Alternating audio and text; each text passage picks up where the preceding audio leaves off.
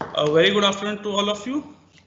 आज का हमारा सेशन जो है वो प्रीवियस ईयर क्वेश्चंस, इसमें कुछ important questions unit wise arrange किए गए हैं।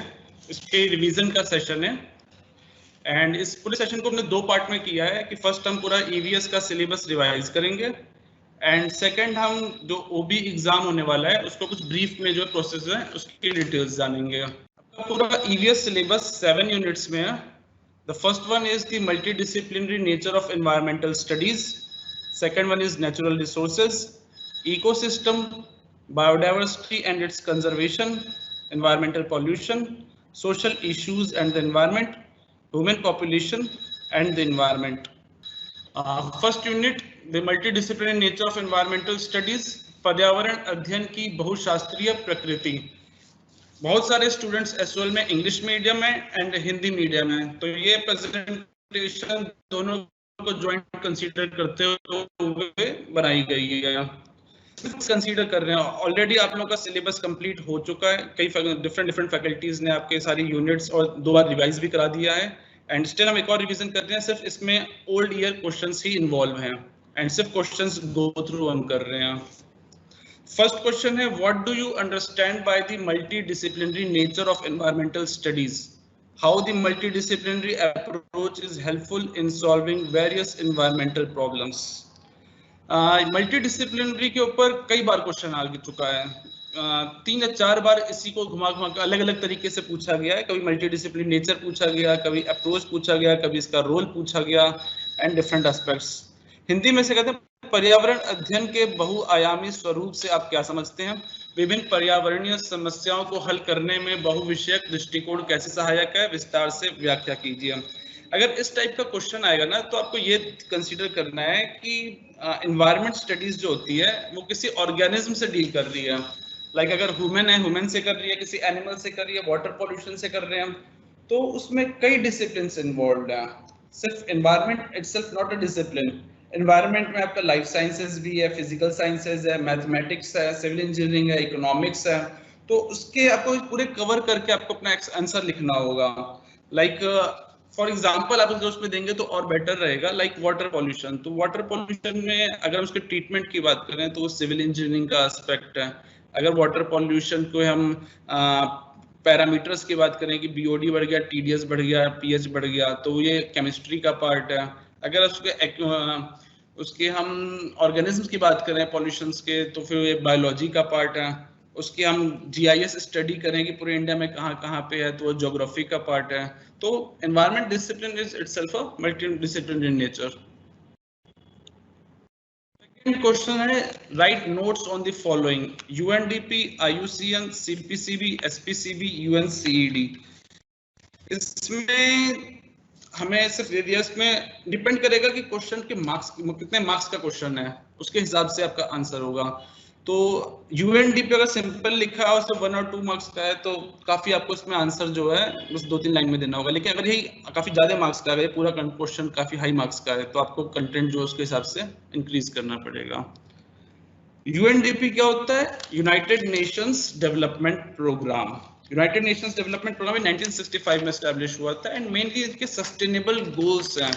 इनके जो मेंबर कंट्रीज हैं, इन्होंने इनके साथ ये एनुअली मीटिंग करते हैं एंड अपने सस्टेनेबल गोल्स रखते हैं। जो सस्टेनेबल डेवलपमेंट गोल्स हैं वो 14 सस्टेनेबल डेवलपमेंट गोल्स हैं एंड उसके रिगार्डिंग ये आगे हर ईयर जो है प्लान्स एग्जीक्यूट कराते हैं। उसके लिए कंट्रीज को फंड भी प्रोवाइड कराते हैं, जैसे कि लिटरेसी इंप्रूव करना, सोशल स्टेटस इंप्रूव करना एंड कोई मींस ओवरऑल सस्टेनेबल एनवायरमेंटल में कोई वर्कआउट हो, कोई रिसर्च हो, इन सब चीजों को लोग फंड करते हैं।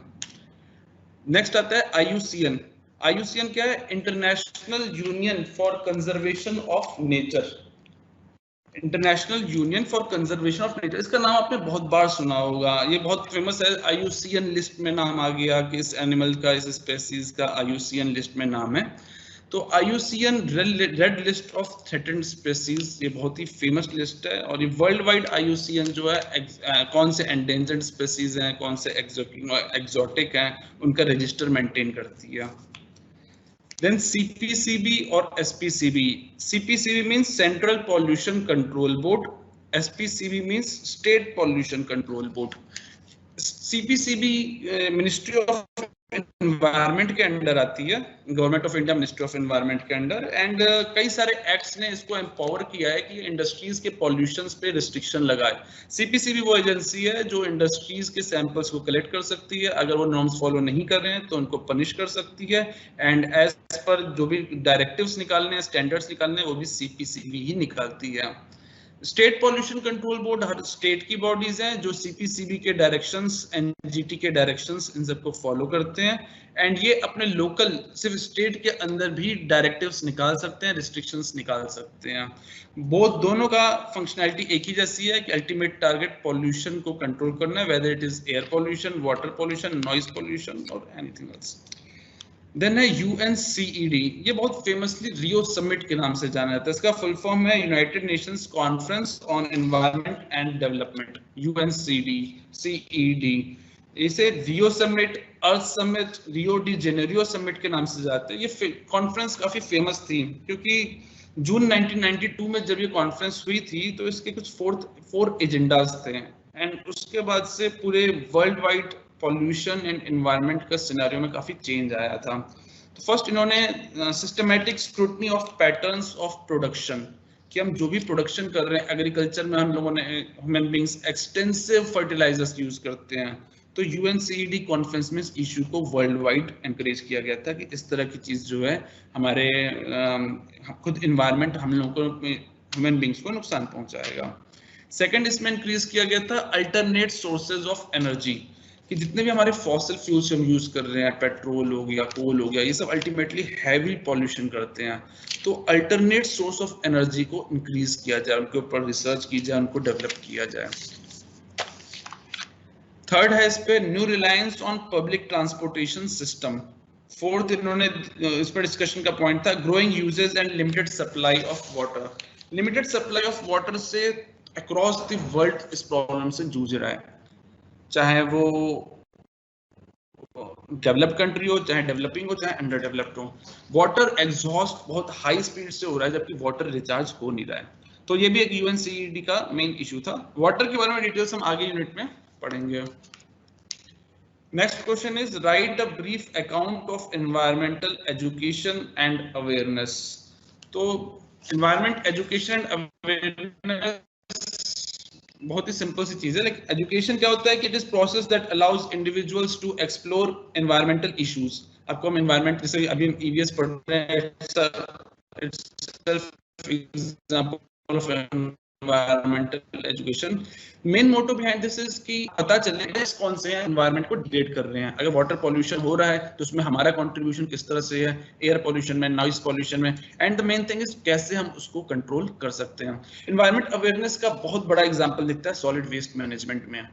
जो लोग एनवायरमेंटली अवेयर हैं, दे नो कि कहीं भी हमें कूड़ा नहीं फेंकना है, तो अब उनकी जो बिहेवियर है वो एक डिफरेंट दिखता है कि हाँ वो डस्टबिन यूज कर रहे हैं। एंड जो लोग इन्वायरमेंटल अवेयरनेस में नहीं है वो कहीं भी रैंडमली सॉलिड वेस्ट जो है डिस्पोज कर देते हैं। तो आपको इस तरह के क्वेश्चन जब आए तो उसमें आपको आंसर क्या लिखना है कि एक थोड़ा बेसिक डेफिनेशन आप कवर कीजिए, फिर इसके कुछ एग्जाम्पल्स के साथ दीजिए।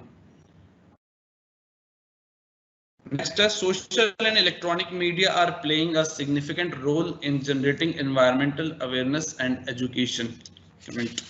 अभी मैंने एनवायरमेंट अवेयरनेस के बारे में आपको बताया ही था। सोशल एंड इलेक्ट्रॉनिक मीडिया से क्या एडवांटेज होता है कि इंस्टेंटेनियसली, कि अगर कुछ भी इवेंट कहीं भी होता है, कुछ एनवायरमेंट हमें अवेयरनेस करनी है, कुछ कॉन्फ्रेंसेस हो रही है, तो with in very short time frame ये पूरा स्प्रेड हो जाती है वर्ल्ड वाइड, एंड जिसकी वजह से मिनिमम टाइम में ही मैक्सिमम लोगों तक ये अवेयर कर लेते हैं। The next unit is natural resources, प्राकृतिक संसाधन. The question is give an account of the major energy sources.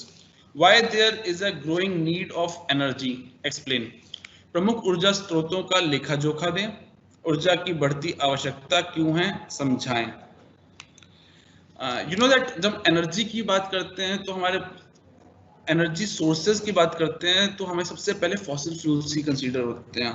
Fossil fuels क्यों? क्योंकि फॉसिल फ्यूल्स हमारे मेन डोमिनेटेड एनर्जी सोर्सेज हैं। लाइक हम एनटीपीसी इंडिया में रन कर रहा है तो कोल बेस पे काफी रन हो रहे हैं। कोल, पेट्रोल, डीजल, सब फॉसिल फ्यूल्स हैं जो एनर्जी सोर्सेज प्रोवाइड करते हैं। इनकी डिटेल्स कहेंगे तो इसमें क्लासिफिकेशन है। एनर्जी सोर्स दो टाइप के होते हैं, एक रिन्यूएबल एनर्जी सोर्सेज, एक non renewable energy sources. Non renewable energy sources ज्यादा यूज हो रहे हैं, रिन्यूएबल एनर्जी सोर्सेज ग्रोथ हो रही है लेकिन अभी इतने एक्सटेंसिवली यूज नहीं हो रहे हैं। एग्जांपल रिन्यूएबल एनर्जी सोर्सेज का आप देख सकते, नॉन रिन्यूएबल का देख सकते हैं, फॉसिल फ्यूल्स हो गए, न्यूक्लियर एनर्जी हो गए, एंड रिन्यूएबल सोर्सेज के wind, water, solar and geothermal energy. Next question is, give an account of the important services provided by land resources to humankind. What are the major causes of land degradation? भूमि संसाधनों द्वारा मानव जाति को प्रदान की जाने वाली महत्वपूर्ण सेवाओं का लेखा जोखा दिए। भूमि क्षरण के प्रमुख कारण क्या हैं?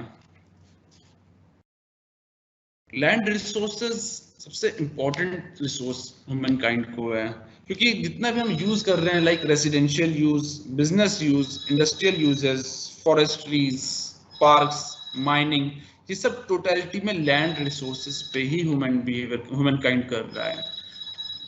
Major causes of land degradation, definitely जब हम यूज कर रहे हैं कोई चीज को, हमने इंडस्ट्री स्टैब्लिश की है तो इंडस्ट्री में हम उसको जो हमारा एफ्लुएंट है विदाउट ट्रीट हम अगर लैंड पे डिस्चार्ज कर रहे हैं तो हमारे लैंड पे पॉल्यूशन हो रही है एंड वो हैवी मेटल कॉन्सेंट्रेशन को कॉज करता है एंड अल्टीमेटली लैंड हमारा यूजफुल नहीं रहता। वहाँ फिर फॉरेस्टेशन नहीं हो सकती है, वहाँ की स्पेसीज खत्म होने लगती हैं, टॉक्सिक केमिकल्स की वजह से वहाँ पे जो बायोडाइवर्सिटी थी वो स्लोली लॉस होने लगती है।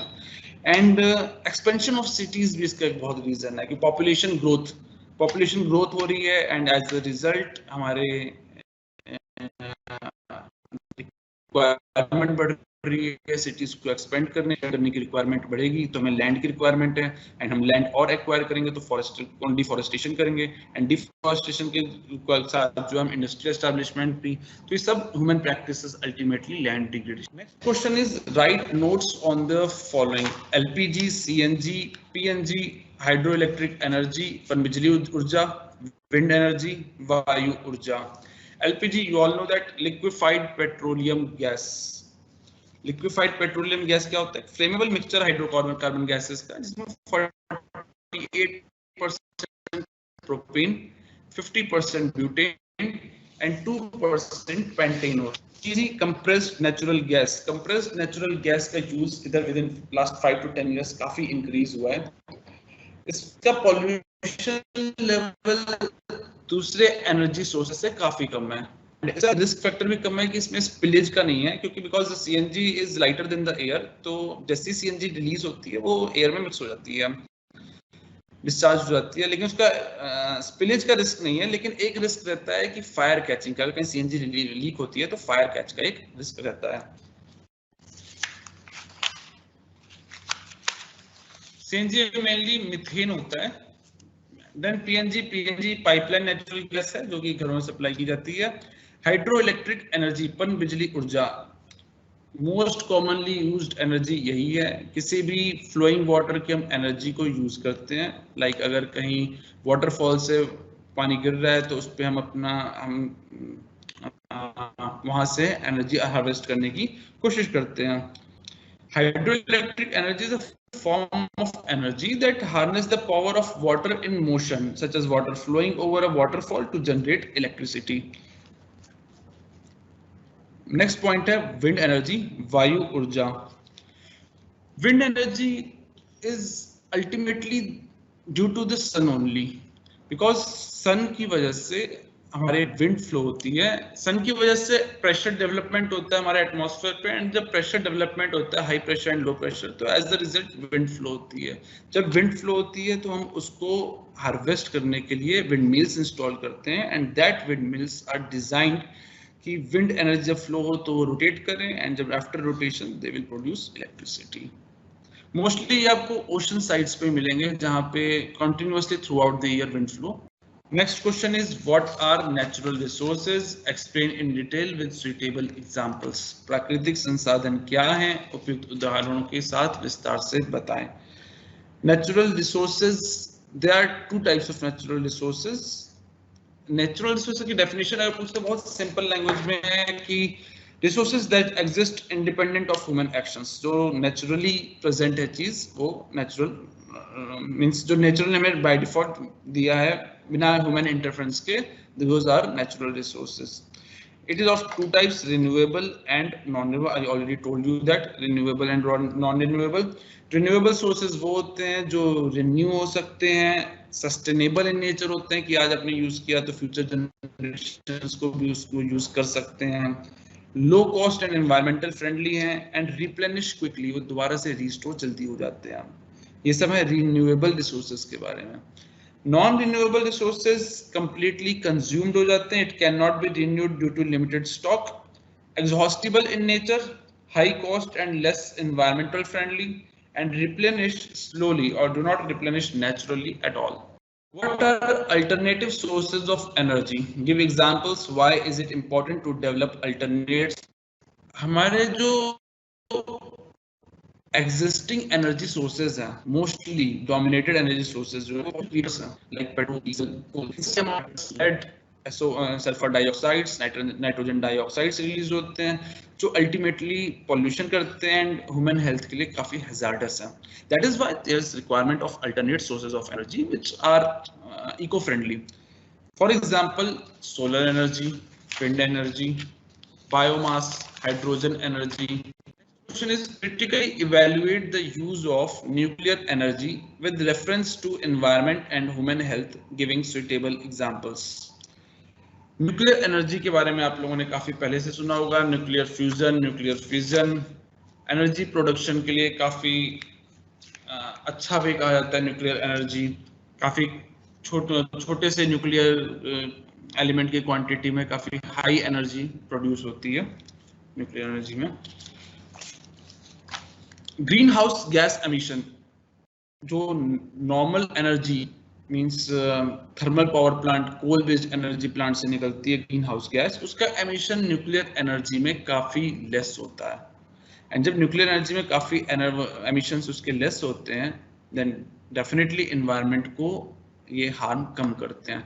न्यूक्लियर एनर्जी की रिस्क तब है जब कोई एक्सीडेंट हो जाए. For example 3 mile island accident हुआ था, चेर्नोबिल डिजास्टर हुआ, फुकुशिमा एक्सीडेंट हुआ, कि जब कोई न्यूक्लियर रिएक्टर किसी एक्सटर्नल या फिर कोई इंटरनल प्रोसेस की वजह से वहां कोई एक्सीडेंट हो जाए एंड लीकेज हो जाए एंड रेडिएशन स्पिल हो जाए, आसपास के एरिया में स्प्रेड हो जाए, then it is very hazardous. Radiation का इफेक्ट सिर्फ डिजाइन न्यूक्लियर रिएक्टर के आसपास नहीं, उसके आसपास के लोकेशंस, विलेजेस, फॉरेस्ट, इन सब पे पड़ता है एंड उसका असर डीएनए पे होगा एंड उसके रिजल्ट्स काफी ईयर्स तक, 50 to 100 ईयर्स तक विजिबल होंगे लोकल एरियाज में.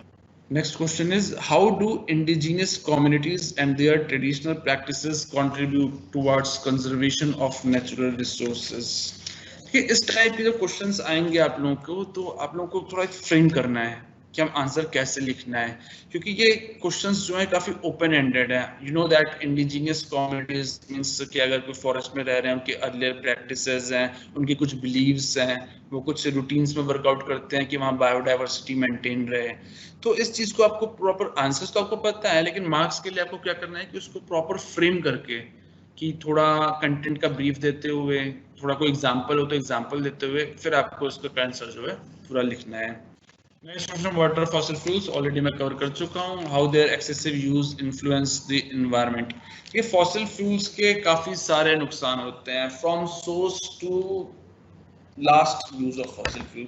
जब हम माइनिंग करते हैं तो माइनिंग एनवायरमेंटल फ्रेंडली बिल्कुल नहीं होती. माइनिंग में लीचिंग का खतरा होता है. लीचिंग क्या होता है कि जब माइनिंग हो रही है वहां से, उसमें कोल्स इन सब में हैवी मेटल्स काफी होते हैं एंड विद वाटर वो लीच आउट होकर के ग्राउंड वाटर में इन्वॉल्व हो जाते हैं.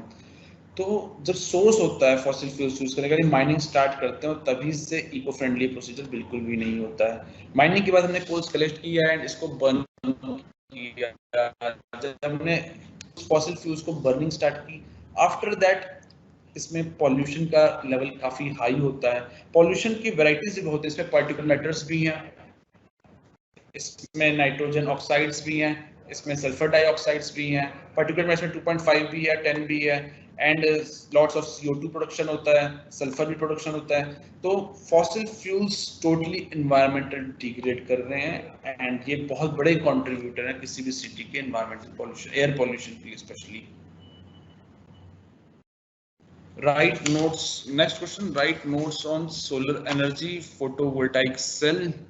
bituminous and anthracite coal, need for conservation of natural resources, solar energy harnessing is important for India, renewable and non-renewable resources, non-renewable sources of energy.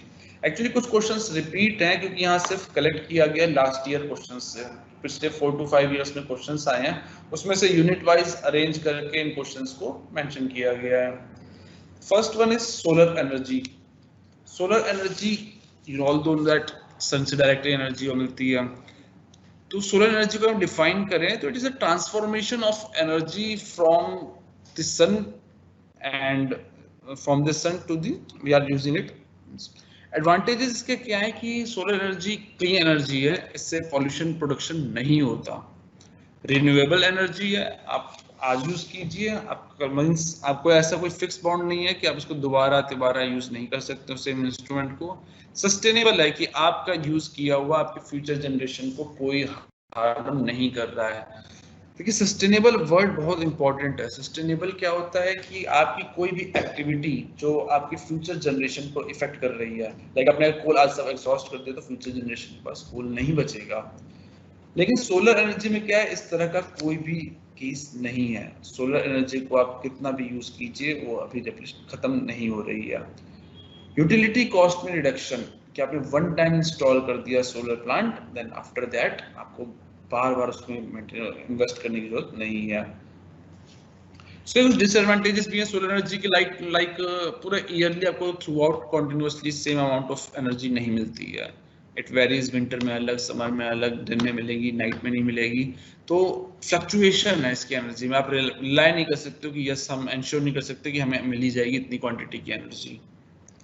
Initial cost high है कि अगर हमें initial cost invest करना है तो solar energy की initial cost जो है काफी हाई रहती है.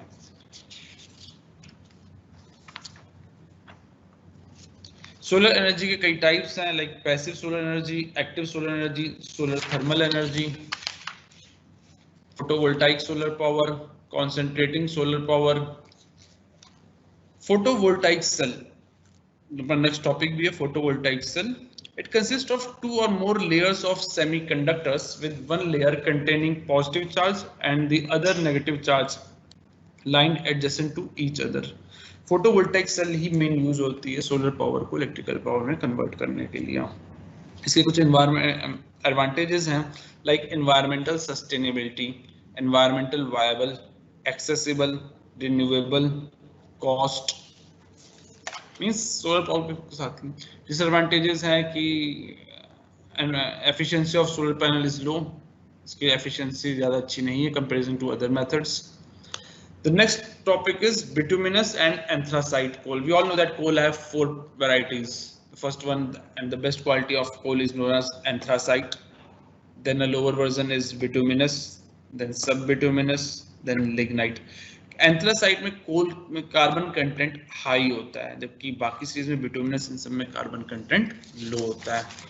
इन सीक्वेंस होता कैसे है कि जब हम कोल जब प्लांट मटेरियल्स प्योरिड हुए थे तो उसकी प्लांट मटेरियल्स देन उस पर कॉन्टिन्यूअस हीट एंड प्रेशर का इन्वॉल्वमेंट रहा, तो प्लांट मटेरियल्स कन्वर्ट होते हैं पीट में, देन पीट फॉर्म होता है lignite coal, then lignite coal बनता है bituminous, then anthracite. The next topic is need for conservation of natural resources. Already we completed it.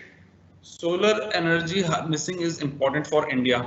India का जो जोग्राफिकल फीचर है, इंडिया में solar power, solar lights very easily available है and across the India. बहुत northern India में solar power.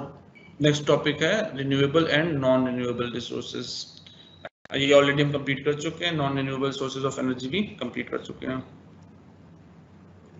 Next unit है ecosystem. What do you mean by an ecosystem? Which factors are responsible for the equilibrium of the ecosystem? What are the ecological pyramids in an ecosystem? Explain with examples. Ecosystem means community of life forms in concurrence with non-living components interacting with each other. Ecosystem एक complete system है जिसमें biotic and abiotic biotic and abiotic elements interact करते हैं. It is of 2 types, terrestrial and aquatic. Terrestrial and aquatic. Terrestrial के example होते हैं forest ecosystem, grassland ecosystem, desert ecosystem. And aquatic के types होते हैं fresh water ecosystem, marine ecosystem. Ecosystem के दो पार्ट्स हैं, एक होते हैं बायोटिक पार्ट्स, एक है अबायोटिक पार्ट्स। बायोटिक पार्ट्स वो होते हैं जो लिविंग बींग्स से बनते हैं, लाइक उसके अंदर होते हैं producers, consumers, decomposers. And abiotics parts के अंदर होते हैं नॉन लिविंग पार्ट्स। फर्दर भी इसके अंदर क्लासिफिकेशन होता है, लाइक बायोटिक फैक्टर्स में प्रोड्यूसर्स हैं, कंज्यूमर्स हैं, डिकम्पोजर्स हैं। देन कंज्यूमर्स के अंदर primary parts, primary, secondary, tertiary. The next question is, what are the biogeochemical cycles? Describe various types of biogeochemical cycles in ecosystems. Biogeochemical चक्र क्या है? पारिस्थितिकी तंत्र में विभिन्न प्रकार के जैव रासायनिक चक्रों का वर्णन करें। ये बहुत इंपॉर्टेंट टॉपिक है बायोजियोकेमिकल साइकिल। ये करीब लास्ट 4 या 5 इयर्स में कई बार पूछा गया है। और बायोजियोकेमिकल साइकिल में वाटर साइकिल, कार्बन साइकिल और नाइट्रोजन साइकिल, ये तीनों आप लोग मार्क कर लीजिएगा, ये तीनों बहुत इंपॉर्टेंट है। नेक्स्ट क्वेश्चन इसमें पूछा गया है, पहले इकोसिस्टम के अंदर आए हैं biotic factors of ecosystem, productivity, इसे हिंदी में कहते हैं उत्पादकता, ecological succession, ecosystem, biomass, desertification, aquatic ecosystem, food web, biotic potential, wetlands. Biotic factors of ecosystem पारिस्थितिकी तंत्र के जैविक कारक, मैंने अभी पहले बताए थे कि जो भी लिविंग बींग्स हैं they all are biotic factors. इसको हम 3 पार्ट्स में क्लासिफाई करते हैं। Producers, one who produce, like जितने पेड़ पौधे हैं ये सब प्रोडक्शन प्रोड्यूसर्स हैं। कंज्यूमर्स जो उन पे डिपेंड करते हैं, जैसे कि एनिमल्स हुए, ह्यूमन बींग्स हुए, वो उसके ऊपर डिपेंड करते हैं, we are consumers. And third होते हैं डिकम्पोजर्स, जो लास्ट टाइम पे डीके करते हैं, जो उसको डिकम्पोज करते हैं ताकि उसका न्यूट्रिएंट जितना भी है वो रिसाइकल हो सके। जो कंज्यूमर्स हैं इसमें भी 3 स्टेप्स हैं, primary consumers, secondary consumers and tertiary consumers. Primary consumers जो डायरेक्ट उसके ऊपर, जैसे कि कोई ट्रीज है उसके ऊपर कोई बटरफ्लाई है वो उसको डायरेक्ट डिपेंड कर रही है, तो वो प्राइमरी कंज्यूमर्स हैं। सेकेंडरी कंज्यूमर्स हुए कि अगर कोई एनिमल है जिसने उस बटरफ्लाई को खा लिया तो वो सेकेंडरी कंज्यूमर्स हुआ। एंड इस तरह से चेंज जो है उनकी करती जाती है। एंड जो ये सीक्वेंस है 1 by 1 ईटिंग का, इसे कहते हैं फूड चेन। एंड जब ये पूरा सीक्वेंस कंप्लीट हो जाता है कि इसका पूरा वेब डेवलप हो जाता है, मींस एक बहुत लार्ज स्केल पे हो जाती है, that is known as food web. जो नेक्स्ट क्वेश्चंस पूछे गए इंपॉर्टेंट वो है प्रोडक्टिविटी, उत्पादकता, rate of generation of biomass. Productivity क्या है कि किसी भी इकोसिस्टम में बायोमास कैसे इंक्रीज करें। बायोमास क्या होता है, इसे हिंदी में जैव भार कहते हैं। प्लांट और animals material used as a fuel, जो उसका वेट बढ़ रहा है, जो as a use as a fuel कर सकते हैं, that is known as biomass. And किसी भी इकोसिस्टम में अगर बायोमास बढ़ रहा है, मींस वहाँ के ट्रीज ग्रोथ कर रहे हैं, वहाँ के एनिमल्स ग्रोथ कर रहे हैं, वहाँ बायोडाइवर्सिटी ग्रोथ कर रही है, that is the productivity. Ecosystem complete हो चुका, बायोमास हो चुका। Ecological succession, steady and gradual change in a species of a given area with respect to the changing environment।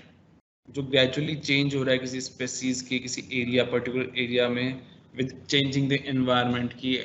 सब एग्जाम्पल से समझिए कि अगर कोई species किसी particular area में रह रही है and कुछ deforestation हुआ and वो shift किए या फिर वहाँ कुछ disturbances आए, तो जो नई चीजें adapt करेंगे, that is ecological succession। Then है desertification। desertification means होता है मरुस्थलीकरण। मरुस्थलीकरण means कि धीरे धीरे आपकी सॉइल डिग्रेड हो रही है, वाटर की क्वांटिटी वहाँ कम होते जा रही है, एंड एरिया पहले सेमी एरिड रीजन बनेगा एंड बाद में एरिड रीजन बन जाएगा। एक्वेटिक इकोसिस्टम मैंने आपको पहले बताया, बायोटिक एंड अबायोटिक एलिमेंट्स को मिला करके बनता है। Aquatic ecosystem is example of ecosystem. इसमें फ्रेश वाटर इकोसिस्टम भी होते हैं, मरीन इकोसिस्टम भी होता है। तो हर इकोसिस्टम का एक अलग अलग मॉड्यूल है। लाइक अगर हम रिवर इकोसिस्टम की बात करें, फ्रेश वाटर एक्वेटिक सिस्टम की बात करें, तो वहाँ पे प्रोड्यूसर्स ग्रुप्स अलग होंगे, स्पेसीज अलग होंगी। लेकिन अगर हम ओशंस की बात करें तो वहाँ प्रोड्यूसर्स जो है एक अलग कैटेगरी के रहेंगे। फ्रेश वाटर में वो स्पेसीज रहेंगी जो फ्रेश वाटर में सर्वाइव करती हैं, मरीन में वो स्पेसीज रहेंगी वो जो सॉल्ट वाटर में सर्वाइव करती हैं। It is not only for producers, अगर हम कोई एनिमल्स, फिशेस, एक्वेटिक स्पेसीज किसी की भी बात करें तो दोनों का अलग अलग हैबिट प्रॉपर्टीज रहेंगी। Food web already covered. Biotic potential, maximum reproductive capacity of an organism under optimum environmental condition is known as biotic potential। it means वो कितना उनका potential है कि वो आगे जो है अपने को growth कर सके। wetlands already know that, wetlands को हिंदी में अर्ध भूमि कहते हैं। हो गया एक बार explain biogeochemical cycles। Explain the causes and implication of deforestation। ये क्वेश्चंस बहुत बार आया है and you all know that, इसके आंसर्स आप सबको ऑलरेडी पता है। क्वेश्चन के मार्क्स कितने हैं इस पे डिपेंड करेगा आपके आंसर्स लिखने का वे। अगर क्वेश्चन थोड़े नंबर का है तो उससे थोड़े कॉजेज एंड इम्प्लीकेशंस बताइए। अगर लग रहा है कि क्वेश्चन काफी ज्यादा नंबर का है तो आप जितना ब्रॉड एस्पेक्ट कवर कर सकते हैं कॉजेज का, इम्प्लीकेशंस का, उतना बेटर रहेगा। उसको ब्रीफ में मत कीजिए, उसको जितना हो सके ब्रॉड लिखिए। फिर explain the causes and implications of causes। Next question है differentiate between grassland ecosystem and forest ecosystem. Obvious grassland ecosystem है तो वहाँ पे जो हर्ब्स एंड श्रब्स होंगे ग्रास डोमिनेटेड होंगे, वहाँ की जो स्पेसीज हैं वो स्मॉल साइज होंगी। फॉरेस्ट इकोसिस्टम है तो वहाँ नेचुरली वहाँ ट्रीज हाई होंगे, जब ट्रीज हाई होंगे तो वहाँ के जो एनिमल्स हैं, स्पेसीज हैं, वो भी बिग साइज के होंगे, उनकी एक्टिविटीज में डिफरेंस होगा। Next question is nutrient cycle and gases cycle. Biotic and abiotic already बता चुका हूँ। एंड न्यूट्रिएंट साइकिल, हाँ न्यूट्रिएंट साइकिल्स में आई रिपीट, आप साइकिल्स, बायोजियोकेमिकल साइकिल्स को अच्छे से पढ़ लीजिएगा। It is very very important, ये काफी बार पूछा गया है। एंड इसमें specially nitrogen cycle, nitrogen section में क्या होता है कि nitrogen fixation, nitrogen assimilation, ammonification, nitrification, denitrification, इसकी पूरी कंप्लीट साइकिल है जो ऑलरेडी आपकी बुक में दी गई है, आप लोगों को पढ़ाया जा चुका है, आप इसको जरूर पढ़ लीजिएगा। What are the major threats to the forest of India. Deforestation अभी जो पार्ट था इसी से मिलता जुलता ये भी क्वेश्चन है। थ्रेट्स लगभग कॉमन होंगे। इंडिया के जब सिनेरियो दिया गया है तो आपको इंडिया के कुछ केस स्टडीज अगर आपको पता है तो आप उसको आंसर्स में इन्वॉल्व कीजिए। अगर मेजर थ्रेट्स में लाइक सिटी का एक्सपेंशन हो रहा है, एक्सपेंड हो रहा है, पर्टिकुलर वैरायटी की ट्रीज या फिर कोई स्पेसीज को, फॉरेस्ट को, पेड़ों को काटा जा रहा है, डिफॉरेस्ट किया जा रहा है। What are grasslands, why should they be conserved. I already told about that grassland ecosystem, कि ग्रासलैंड इकोसिस्टम है तो यहाँ हर शब्द हाइट में स्मॉल होंगे। The nation that destroys its soil destroys itself। Please comment। इस तरह के क्वेश्चन की इस बार आने की उम्मीद ज्यादा है क्योंकि यू नो दैट कि आप लोगों को 4 क्वेश्चंस करने आउट ऑफ 6, तो डेफिनेटली उनके जो मार्क्स अलॉटमेंट होंगे ज्यादा होंगे। कि 100 मार्क्स में अगर 4 मार्क्स करने हैं, 4 क्वेश्चंस करने हैं फॉर 100 मार्क्स, देन 4 क्वेश्चंस का जो मार्क्स होंगे वेट ज्यादा होगा। तो इस टाइप के क्वेश्चंस जरूर आएंगे। The nation that destroys its soils, it shall destroy itself। Please comment means कोई स्टेटमेंट दे दिया है एंड उस पर प्लीज कमेंट। इसमें आपको ना पहले एक ब्रॉड पिक बनानी है कि मुझे आंसर लिखना कैसे है। फॉर एग्जाम्पल अगर यहाँ पे है कि nation that destroys it's soil destroy itself, तो आपको पहले फोकस करना है सॉइल पे कि सॉइल डिस्ट्रॉय कैसे हो रही है, क्योंकि ऑब्वियसली जब सॉइल डिस्ट्रॉय की प्रॉपर्टीज पे फोकस कर देंगे तो डेफिनेटली आप उसको नेशन से रिलेट कर लेंगे। तो सॉइल डिस्ट्रॉय में आपको कुछ पॉइंट्स इन्वॉल्व करने हैं, स्पेशली जब कुछ चीज डिस्ट्रॉय होती है तो डेफिनेटली वहाँ पे पॉल्यूशन का रोल होता है। तो सबसे पहले आपको स्टार्ट करना है सॉइल डिस्ट्रॉय के लिए लिख करके कि सॉइल पॉल्यूशन। सॉइल पॉल्यूशन किस तरह से हो जाती है। सॉइल पॉल्यूशन के बहुत सारे सोर्सेज हैं। फर्स्ट और काफी ज्यादा फेमस है एक्सटेंसिव यूज ऑफ फर्टिलाइजर।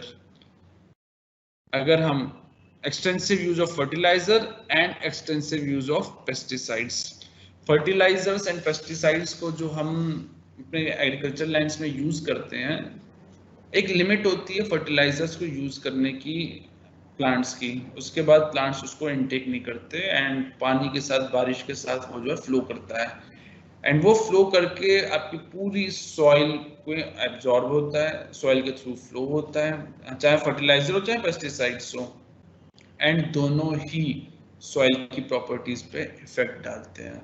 अगर पेस्टिसाइड्स है तो पेस्टिसाइड्स काफी ज्यादा परसिस्टेंट होते हैं, परसिस्टेंट मींस लॉन्ग लास्टिंग, कि आज आपने स्प्रे किया है तो मे बी उसका इफेक्ट 2 इयर्स, 3 इयर्स, 5 इयर्स तक रहेगा।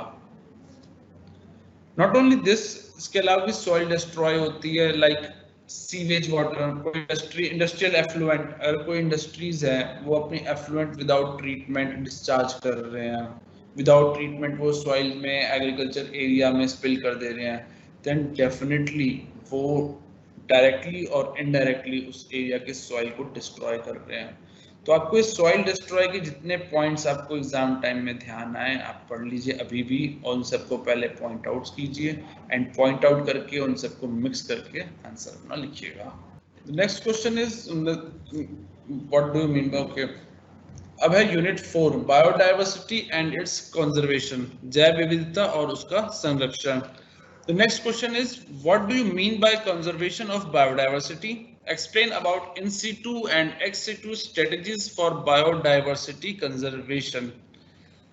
जो बायोडाइवर्सिटी टर्म है ये इटसेल्फ सेल्फ एक्सप्लेनेटरी है। बायोडाइवर्सिटी, डाइवर्स मींस वेरिएबिलिटी, कितनी ज्यादा है। अगर काउंट कैसे होती है, ये कि फॉर अ रीजन हम वहां पे देखते हैं कि कितने नंबर ऑफ स्पेसीज वहां प्रेजेंट हैं। It doesn't matter whether it is focused on flora and fauna, सब इसमें इन्वॉल्वड है, ऑल स्पेसीज। अगर हम केस स्टडी लेते हैं कि अगर 5 लायन है, कोई एक स्पेसीज है, फॉर एग्जांपल कोई नीम ट्री मान लीजिए, अगर नीम ट्री के 10 पेड़ हैं और छोटे छोटे हमारे पास 4 डिफरेंट पेड़ हैं, तो जो 4 डिफरेंट पेड़ हैं दैट इज मोर बायोडाइवर्स, क्योंकि वहाँ 4 डिफरेंट स्पेसीज हैं, एक सिंगल स्पेसीज का डोमिनेशन नहीं है, and this is known as biodiversity, that is variability of life, variability of species.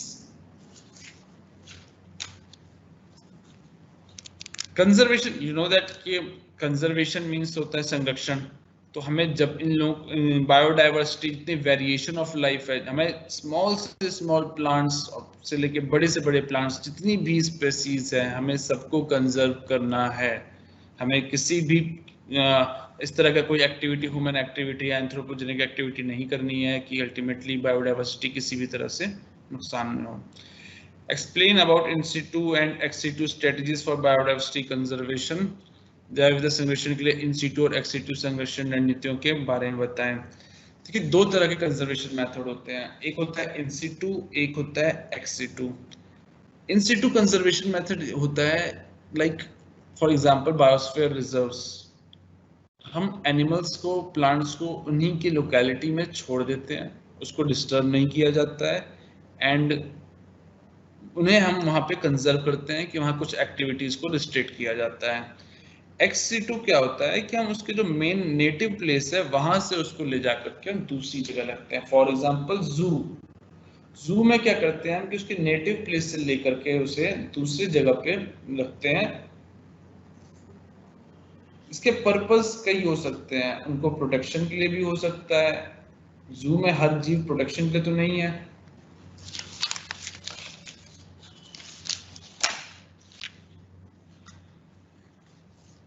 Again फिर से अगला क्वेश्चन है डिफॉरेस्टेशन के ऊपर।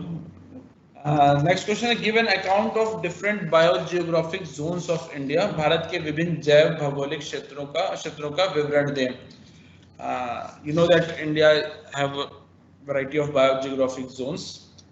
Trans Himalayan zone, biogeographic zones होते क्या है जिसमें सिमिलर कैरेक्टरिस्टिक्स होती है। For example trans Himalayan means जो हिमालयन में टॉप रीजन में है, जो हाई पीक्स पे है, तो वहाँ की जो कैरेक्टरिस्टिक्स हैं, वहाँ की जो स्पेसीज हैं, वहाँ के प्लांट्स, एनिमल्स, उन सब में सिमिलैरिटीज होती हैं एंड एडेप्टेशन होता है।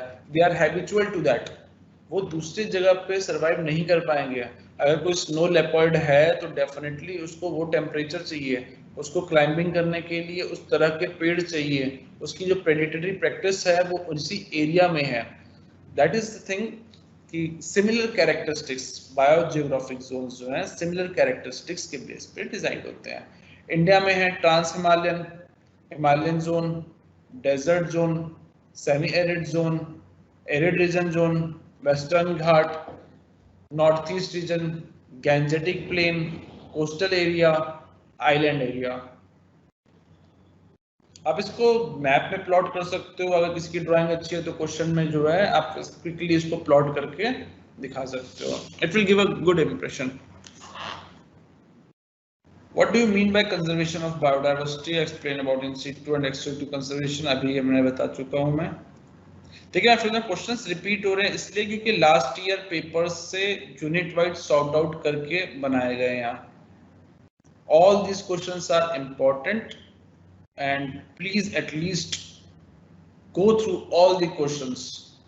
इसमें से कोई भी क्वेश्चन आप मिस मत कीजिएगा। आपके पास स्टडी मटेरियल्स हैं, बुक्स हैं, सब कुछ आपको ऑलरेडी प्रोवाइड किया गया है, आपकी सारी क्लासेस करवा दी गई हैं, आपको 2 बार में लास्ट लेक्चर्स में रिवीजन भी कराया गया है।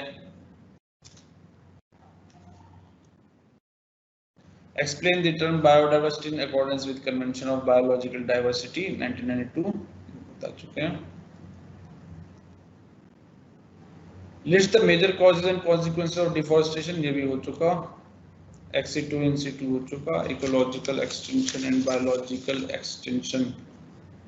Ecological extinction means reduction of a species to such low abundance that although it is still present in the community, it no longer interacts with other species। Means ecological extinction means कि वो present तो है, वो अपनी community में present है, but वो interaction अब नहीं कर रहा दूसरे किसी स्पेसीज से। मींस उसकी एक्टिविटी काफी लेस हो चुकी है, उसका जो क्वांटिटी है वो काफी लेस हो चुकी है, इनएफिशिएंट है, तो स्लोली एक्सटेंट की तरफ जा रहा है। And biological extension means large scale, totally extinct. What are biosphere reserves? Name any 2 biosphere reserves of India and explain how these help in the conservation of biological diversity। मैंने को बताया था starting में कि in situ reservation and ex situ conservation. तो ये biosphere reserves होते हैं, ये इन सिटू कंजर्वेशन मेथड्स होते हैं। ये 3 होते हैं। एक होते हैं वाइल्ड लाइफ, इन सिटू में 3 टाइप के कंजर्वेशन मेथड्स हैं। वाइल्ड लाइफ सेंचुरी, देन है बायोस्फीयर रिजर्व, देन है नेशनल पार्क्स।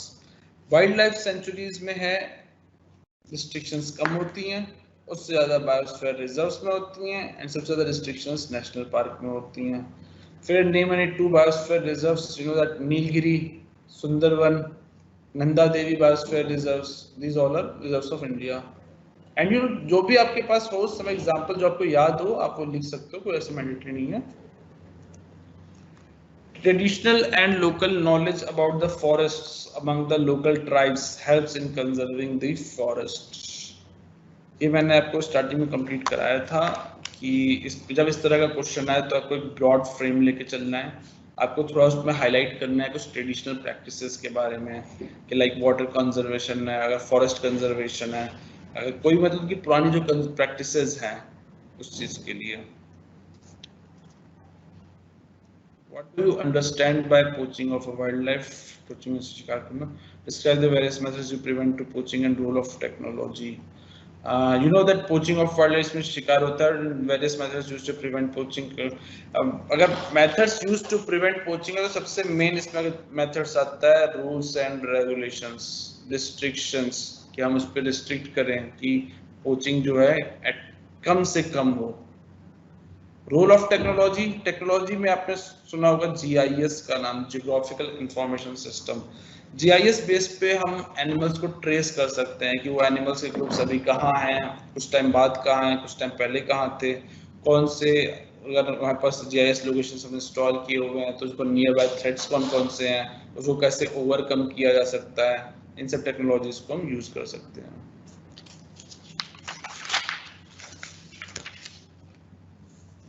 नेक्स्ट क्वेश्चन है explain endangered species. Endangered species को हिंदी में कहा जाता है लुप्त प्राय प्रजातियां। लाइक जो एंडेंजर्ड है, खतरे में है, अभी अलार्मिंग स्टेज पे पहुंच चुके हैं, अभी वो एक्सटिंक्ट नहीं है but still they are on alarming stage कि अब इससे ज्यादा उनका अगर हमने किसी भी तरह से हार्म किया कोई उनको कोचिंग की गई या फिर कुछ भी किसी तरह से उनको हार्म हुआ, तो वो धीरे धीरे एक्सटिंक्शन की तरफ जा रहे हैं। इसमें एग्जांपल्स जरूर याद रखना, क्योंकि इस तरह के क्वेश्चंस में एग्जांपल्स जरूर पूछे जाते हैं कि एग्जांपल्स बताइए। एंड इंडिया के है तो tiger, Asian elephant, giant panda, snow leopard, ये कॉमन एग्जांपल्स हैं एंडेंजर्ड स्पीशीज के। The next exotic species. Exotic मतलब होता है विदेशी प्रजातियां। जो विदेशी प्रजातियां इंडिया में लाई गई हैं, इसका बहुत बड़ा कॉमन एग्जांपल्स है डोमेस्टिकेटेड एनिमल्स। डोमेस्टिकेटेड एनिमल्स में एक्सोटिक स्पीशीज ही ज्यादा हैं। इसके अलावा हमारे क्रॉप पैटर्न में जो क्रॉप प्लांटेशन है उसमें एक्सोटिक स्पीशीज बहुत ही ज्यादा हैं। थ्रेट्स टू बायोडाइवर्सिटी हो गया, India is a mega diversity nation. जब इस टाइप का क्वेश्चन है ना, तो इसकी कोई मार्क्स की वेरिएशन बहुत होता है कि India is a mega diversity nation. अगर थोड़े मार्क्स का है तो उसके हिसाब से लिखिएगा। अगर थोड़ा हाई लेवल के 10 नंबर, 15 मार्क्स, 20 मार्क्स इस टाइप का एक क्वेश्चन है, तो मेगा डाइवर्सिटी नेशन और इंडिया को कोरिलेट कीजिएगा। थोड़ा उसका फीचर्स बताइएगा इंडिया के कि इंडिया में कितनी वैरायटी है, लाइक माउंटेन्स भी हैं, डेजर्ट्स भी है, ओशंस भी है, तो उन सब के इकोसिस्टम की वजह से उनकी डाइवर्सिटी अलग है। तो इतने एनरिच्ड बायोडाइवर्सिटी की वजह से इंडिया एक मेगा डाइवर्सिटी नेशन है। Next question is, how do human population and pollution affect biodiversity? देखिए इस टाइप का जब भी क्वेश्चन है, how do human population and pollution affect biodiversity, चाहे वो बायोडाइवर्सिटी हो, चाहे वो फॉरेस्टेशन हो, चाहे वो पर्टिकुलर कोई स्पेसीज हो, जहां भी एंथ्रोपोजेनिक इंटरवेंशन है, मींस ह्यूमन का इन्वॉल्वमेंट है, तो वहाँ कुछ सेट ऑफ पैटर्न्स हैं कि वो कुछ उनकी जो एक्टिविटीज हैं वही कंट्रीब्यूट करती हैं।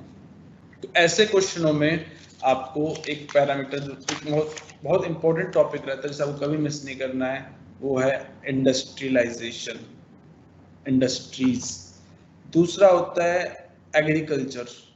एग्रीकल्चर के लिए हमने जिस तरह से एक्सटेंसिव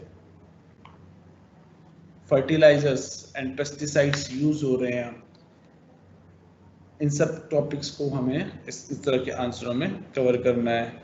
फिर तीसरा आता है पॉल्यूशन।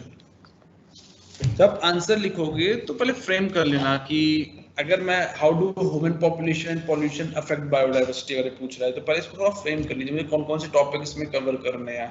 लाइक इंडस्ट्रियलाइजेशन करना है तो डेफिनेटली जब मैं इंडस्ट्रियलाइजेशन इसमें कवर करूंगा तो इंडस्ट्रियलाइजेशन के एफ्लुएंट की बात करूंगा, उसके डिस्चार्ज की बात करूंगा, एयर डिस्चार्ज की बात करूंगा, वाटर डिस्चार्ज की बात करूंगा। एंड एग्रीकल्चर में है तो उसको हमें फिर बायोडाइवर्सिटी से लिंकअप करना है कि जैसे अगर वाटर पॉल्यूशन हुआ, एयर पॉल्यूशन हुआ, तो उसके जो डिफरेंट पैरामीटर्स हैं, पार्टिकुलेट मटेरियल, लेड है, हैवी मेटल्स है, वो बायोडाइवर्सिटी को इफेक्ट करते हैं। Biodiversity means different types of species, और एयर पॉल्यूशन रेसिस्टेंट हर स्पीशीज का अलग अलग होता है। कोई पर्टिकुलर स्पीशीज जो है बहुत लो पॉल्यूशन पे भी किल हो सकती है, और कोई पर्टिकुलर स्पीशीज जो है काफी हाई पॉल्यूशन पे भी किल नहीं हो सकती है। लेकिन अल्टीमेटली क्योंकि बायोडाइवर्सिटी में total number of species count हो रहे हैं, सारे हो रहे हैं, तो ह्यूमन पॉपुलेशन का जो इंक्रीज होना है, as a result pollution increase हो रहा है, तो बायोडाइवर्सिटी को किस टाइप से इफेक्ट डालेगा, हमें इस टोटल को इन्वॉल्व करके अपना आंसर लिखना है। फिर ये क्वेश्चन रिपीट हुआ है,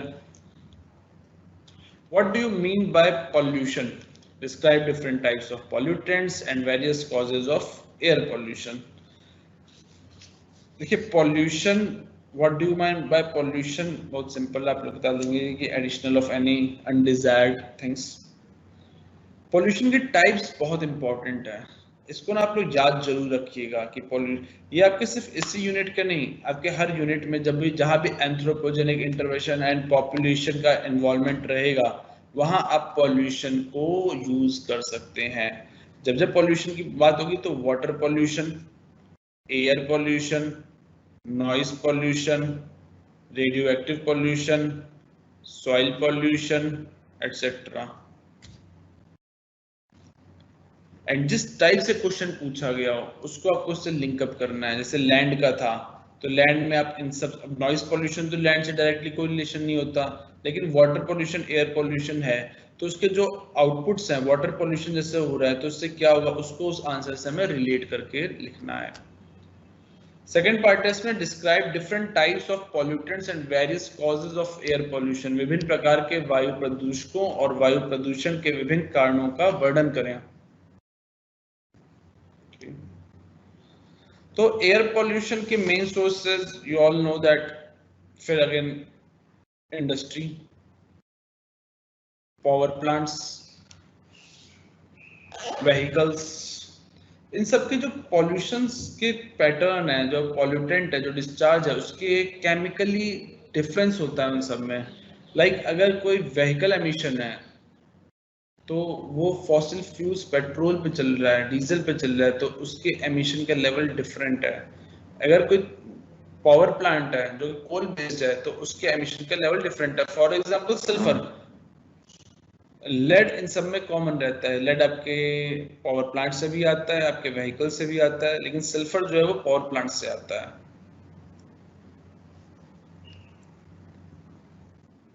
What are the sources of water pollution? Discuss the nature of pollutants and suggest the remedial measures. जल प्रदूषण के विभिन्न स्रोत क्या है,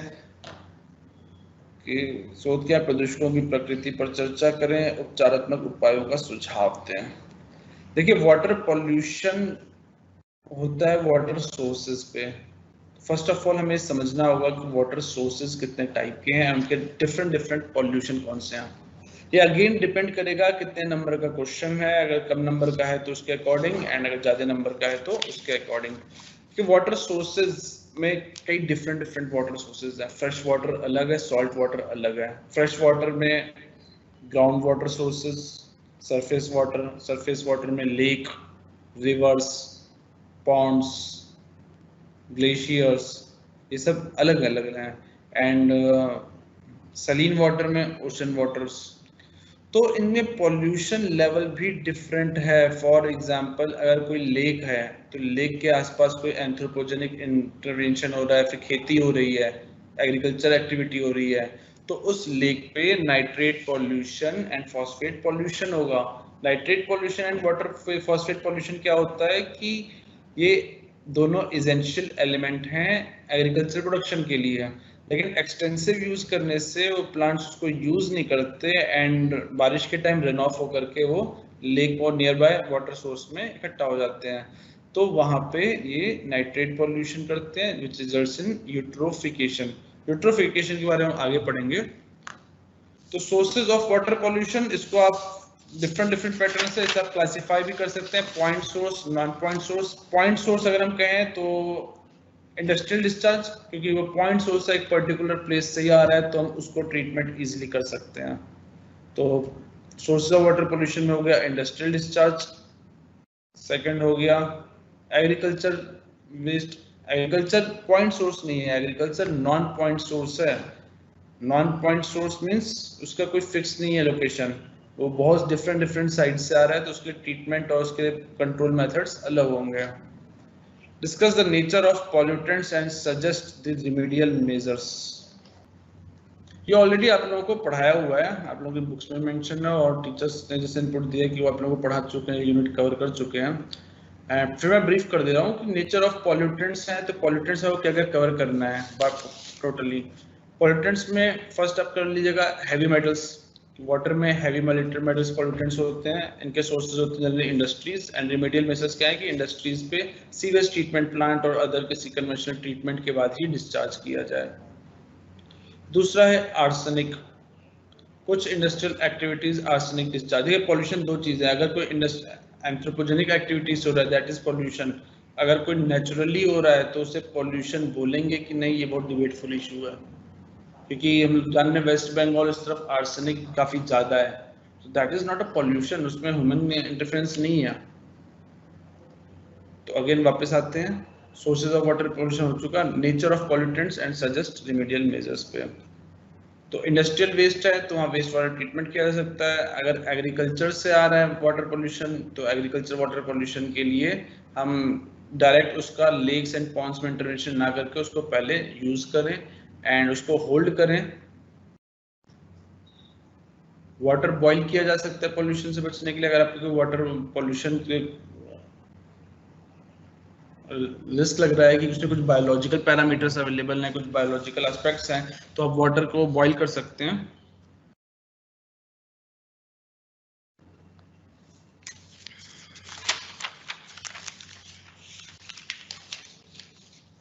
अगर किसी स्टूडेंट को कोई डाउट है, कोई क्वेश्चन उससे नहीं बन पा रहा है, किसी तरह का उसको कोई क्वेश्चन पूछना है उसे एग्जाम के बारे में, तो जो फेसबुक लिंक ऊपर दिया हुआ है EVS SOLDU, इस पे वो मैसेज कर सकता है।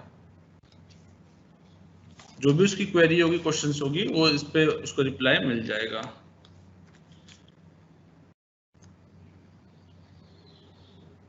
नेक्स्ट क्वेश्चन है write notes on the following. निम्नलिखित पर नोट्स लिखे हैं। Bhopal gas tragedy, Bhopal gas त्रासदी, फुकुशिमा डिजास्टर, फुकुशिमा आपदा, ई वेस्ट, ई कचरा, smog, incineration, noise pollution and human health, radioactive pollution.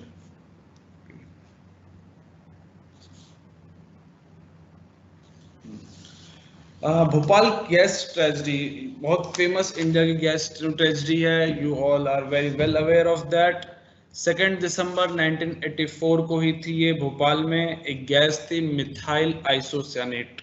Methyl आइसोसियानेट leak हो गई थी, जिसकी वजह से मोर देन 5000 डेथ्स जो है हुई थी। सेकंड है फुकुशिमा डिजास्टर। ये फुकुशिमा, शर्नोबिल, 100 माइल्स डिजास्टर, ये सब रेडियो एक्टिव प्लांट्स पे ही हुए हैं। फुकुशिमा डिजास्टर जापान में हुआ था 2011 में, जब सुनामी ने अटैक किया था। सुनामी आई थी जापान में, तो सुनामी ने फुकुशिमा, जहाँ पे जो उनका न्यूक्लियर पावर प्लांट है, वहाँ पे हिट किया था, एंड जिसकी वजह से वहाँ पे रेडिएशन एक्सप्लॉइट हुई, फैल गई थी।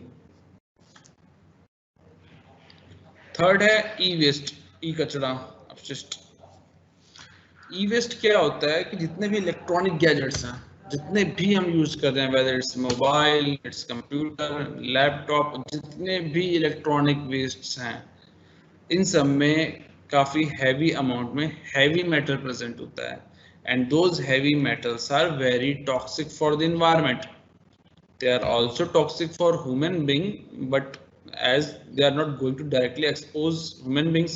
अभी हम लैपटॉप यूज कर रहे हैं, मोबाइल यूज कर रहे हैं, तो उसके इंटरनल जहाँ हैवी मेटल्स है वो हमारा एक्सपोज नहीं हो रहा है, लेकिन स्लोली जब ये डिग्रेड होंगे तो ये धीरे धीरे एनवायरनमेंट में फैलेंगे एंड प्रॉब्लम करेंगे।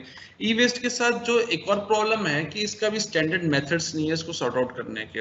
अगर स्टैंडर्ड मेथड्स डेवलप हो चुके हैं बहुत सारी कंट्रीज में, तो अभी वो प्रॉपर प्रैक्टिस में नहीं है, एंड अगर प्रॉपर प्रैक्टिस में भी है तो उसकी कॉस्ट काफी प्रॉब्लम कर रही है। ई वेस्ट के लिए गवर्नमेंट ऑफ इंडिया की भी पॉलिसीज आ चुकी हैं कि आप उसको ई वेस्ट को डोनेट कर सकते हैं। ई वेस्ट के लिए जगह जगह रिसाइकलिंग सेंटर्स बनाए गए हैं कि वहां पे ई वेस्ट कलेक्ट किया जाता है एंड उसको रिसाइकल किया जाता है। ई वेस्ट के बाद आते हैं smog. Smog, as you all know that smoke plus fog is smog. Smog में दो टाइप्स होते हैं, एक होता है लंदन स्मॉग, एक होता है Los Angeles smog. London smog को कहते हैं क्लासिकल स्मॉग, ये लंदन में हुआ था एग्जांपल, एंड लॉस एंजलिस जो है को कहते हैं फोटोकेमिकल स्मॉग। जो क्लासिकल स्मॉग है वो अफेक्ट करता है लंग्स पे, एंड ये फॉर्म हुआ था कोल स्मोक प्लस फॉग से, that is classical smog. London, I repeat these things. London smog is also known as classical smog. It attacks on lungs and it is formed by coal smoke plus fog. Whereas the photochemical smog is known as Los Angeles smog. Los Angeles, it attacks on eyes and ये vehicular emission की वजह से हुआ है। The next is incineration. Solid waste management, जो हम लोग देख रहे हैं अपने आसपास, देखते हैं कि वेस्ट कलेक्ट किया जा रहा है, फिर वो मैनेजमेंट में जाता है, तो चाहे उस जो भी मैनेजमेंट प्रोसेस करें, अल्टीमेटली कुछ ऐसा रेसिड्यू निकलता है जिसको ना हम रिड्यूस कर सकते हैं, ना रिसाइकल कर सकते हैं, ना रीयूज कर सकते हैं।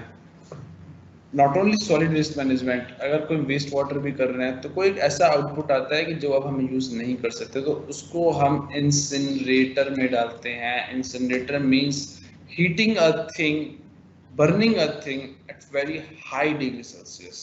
काफी हाई डिग्री सेल्सियस पे उसे बर्न किया जाता है एंड उससे एनर्जी रिकवरी कर ली जाती है। इसके कुछ बाय प्रोडक्ट्स हैं, इसमें बहुत फेमस डाइऑक्सिन बाय प्रोडक्ट्स है कि अगर किसी प्लास्टिक को बहुत हाई टेम्परेचर पे बर्न किया जाता है तो उसमें से डाइऑक्सिन्स निकलती है and that those dioxins are very very toxic for us. Noise pollution and human health. You all know that noise, any undesired voice, कोई भी undesired जो आवाज है, voice है, जिसकी पिच काफी हाई है, that is noise. Noise pollution directly कोई लॉन्ग टर्म इम्पैक्ट नहीं डालता, जैसे कि आपने नॉइस पोल्यूशन आ रहा है, लगातार आप एक्सपोज हो रहे हो नॉइस पोल्यूशन से, एक इंस्टेंटेनियस होता है कि अचानक से किसी बहुत हाई हॉर्न ब्लो कर दिया। देन जो ह्यूमन हेल्थ पे इम्पैक्ट पड़ते हैं उसमें 3 टाइप्स के पड़ते हैं। पहला साइकोलॉजिकल इसमें है कि इंस्टेंट ह्यूमन बिहेवियर चेंज होता है, दूसरा हियरिंग पर, उस पर हियरिंग इफेक्ट आता है, एंड थर्ड कार्डियोवास्कुलर, उस पर हार्ट पे भी असर पड़ता है। जनरली नॉइस पोल्यूशन, नॉइस जो है वो डेसिबल यूनिट में मेजर किया जाता है। रेडियो एक्टिव पोल्यूशन मैं बता चुका हूं आप लोगों को ऑलरेडी फुकुशिमा डिजास्टर के टाइम, स्टिल रिपीट कर दे रहा हूं कि radioactive pollution as such कोई नॉर्मल वाटर पोल्यूशन की तरह स्प्रेड होने वाला पोल्यूशन नहीं है। इसके चांसेस ज्यादातर किसी एक्सीडेंट के बाद ही होते हैं, कि कोई अगर रेडियो एक्टिव स्टेशन पे कोई एक्सीडेंट हो गया उसके बाद उसका जो रेडिएशन स्प्रेड होगा उसके रिगार्डिंग होता है। ये क्वेश्चन सिर्फ आप लोगों को बताए जा रहे हैं कि लास्ट ईयर ये क्वेश्चंस आए थे। इन सब प्लीज क्वेश्चंस को थॉरोली पढ़ लीजिएगा, इन सब क्वेश्चंस को अच्छे से गो थ्रू कर लीजिएगा फ्रॉम योर स्टडी मटेरियल और अदर सोर्सेस। आप लोगों के पास क्लासरूम्स की रिकॉर्डिंग्स ऑलरेडी आप लोगों को दी गई हैं, आप उसको गो थ्रू कर लीजिएगा। Next question is, what do you mean by water pollution? Explain the causes of pollution of rivers in India and its impact on human lives. जल प्रदूषण क्या है, भारत में नदियों के प्रदूषण के कारणों और मानव जीवन पर इसके प्रभाव के बारे में बताएं। देखिए वाटर पोल्यूशन पर हम डिस्कशन कर चुके हैं। पॉल्यूशन ऑफ रिवर का ये पूछने का अलग अलग तरीका होता है कि आपसे कभी एग्जामिनर पूछेगा पॉल्यूशन ऑफ रिवर के बारे में, कभी पर्टिकुलर रिवर दे देगा, लाइक यमुना रिवर का बताइए, दिल्ली में यमुना रिवर का बताइए, गंगा रिवर का बताइए। तो मेनली जब वाटर होता है तो उसके जो पॉल्यूशन लेवल्स है वो सिमिलर ही होते हैं। रिवर्स चेंज हो जाएंगे क्वेश्चंस में, लेकिन जो पॉल्यूशन कैरेक्टरिस्टिक्स है वो सिमिलर ही रहेंगे। तो जब ऐसे कभी रिवर्स की बात है तो रिवर्स में सबसे पहला इंपॉर्टेंट पॉइंट है वो है सीवेज वाटर इनफिल्ट्रेशन। मींस कि अगर हम रिवर्स में डायरेक्टली सीवेज वाटर डाल रहे हैं, आसपास का सॉलिड वेस्ट डाल रहे हैं, तो हम उस वाटर को पॉल्यूट कर रहे हैं। इसमें होता क्या है कि जो सीवेज वाटर होता है उसमें ऑर्गेनिक मटेरियल काफी होता है, जिसको डिग्रेड करने के लिए ऑक्सीजन की रिक्वायरमेंट होती है, एंड जैसे ही वो रिवर बॉडी में जाता है तो वहाँ का डिसॉल्व्ड ऑक्सीजन यूज करता है एंड उस बॉडी का डिसॉल्व्ड ऑक्सीजन कॉन्सेंट्रेशन डाउनफॉल हो जाता है, जिसकी वजह से इमीडिएट जो है वहाँ पे इसके इफेक्ट्स आने लगते हैं। पहला हुआ सीवेज ट्रीटमेंट, सीवेज वाटर। दूसरा हुआ आपका nearby solid waste hazards. कोई इंडस्ट्रियल वेस्ट वाटर भी डिस्चार्ज करती हैं, लाइक किसी इंडस्ट्रीज ने कुछ प्रोसेस किया एंड उसका एफ्लुएंट बहुत हाई टेम्परेचर का है एंड सडनली उन्होंने उसको ड्रॉप कर दिया रिवर में, देन डेफिनेटली जो वहाँ के एक्वेटिक स्पीसीज हैं, फिशेस हैं, वहाँ के एनिमल्स हैं, अदर एक्वेटिक एनिमल्स हैं, वहाँ के जो भी एक्वेटिक स्पीसीज हैं उन सब पे ड्रास्टिक इफेक्ट आता है। नॉर्मल टेम्परेचर से एकदम अचानक से हाई सडन टेम्परेचर आ जाएगा तो उनके जो बायोलॉजिकल एक्टिविटीज हैं उनकी बॉडीज की वो डिस्टर्ब होती हैं एंड अल्टीमेटली काफी ज्यादा इस पे इंडस्ट्रियल डिस्चार्ज से एक्वेटिक लाइफ को असर पड़ता है। हम लोग काफी न्यूज में सुनते हैं कि किसी तालाब में इतनी फिशेस मर गई, इतनी चीजें हो गई, ये सब चीजें हैं, ये वाटर पोल्यूशन की वजह से।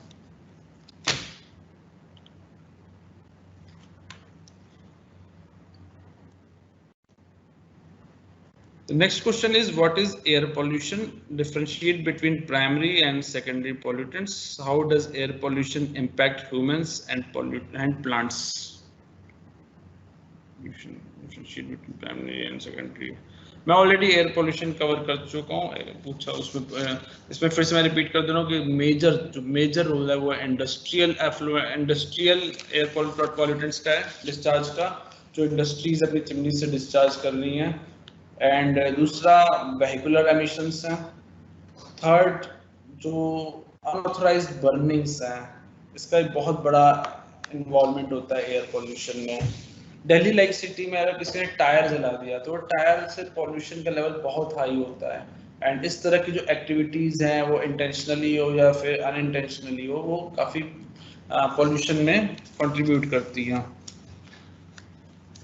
Differentiate between primary and secondary pollutant. देखिए प्राइमरी पॉल्यूटेंट वो होता है कि हमने कोई चीज बर्न की एंड डायरेक्टली वो चीज आ गई, लाइक अगर मैं टायर बर्न किया उसमें से कार्बन मोनोऑक्साइड आया, that is a primary pollutant. Secondary pollutant वो होता है जब प्राइमरी पॉल्यूटेंट्स मिक्स करके सेकेंडरी बनाते हैं, कि डायरेक्टली हमारे किसी प्रोसेस से वो रिलीज नहीं हुए, लेकिन हमने कुछ ऐसा प्राइमरी प्रोडक्ट्स दिए जिसके रिएक्शंस की वजह से सेकेंडरी पॉल्यूटेंट बने।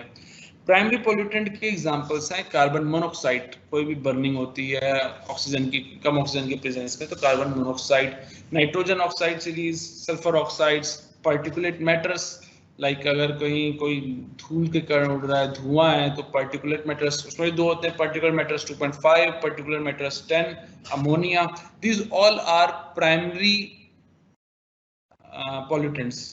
सेकेंडरी पॉल्यूटेंट्स क्या होते हैं जो इनसे प्रोसेस हो करके बनते हैं, like nutrient enrichment, acid rain, ये इनके प्रोसेस होने के बाद एज द रिजल्ट आते हैं।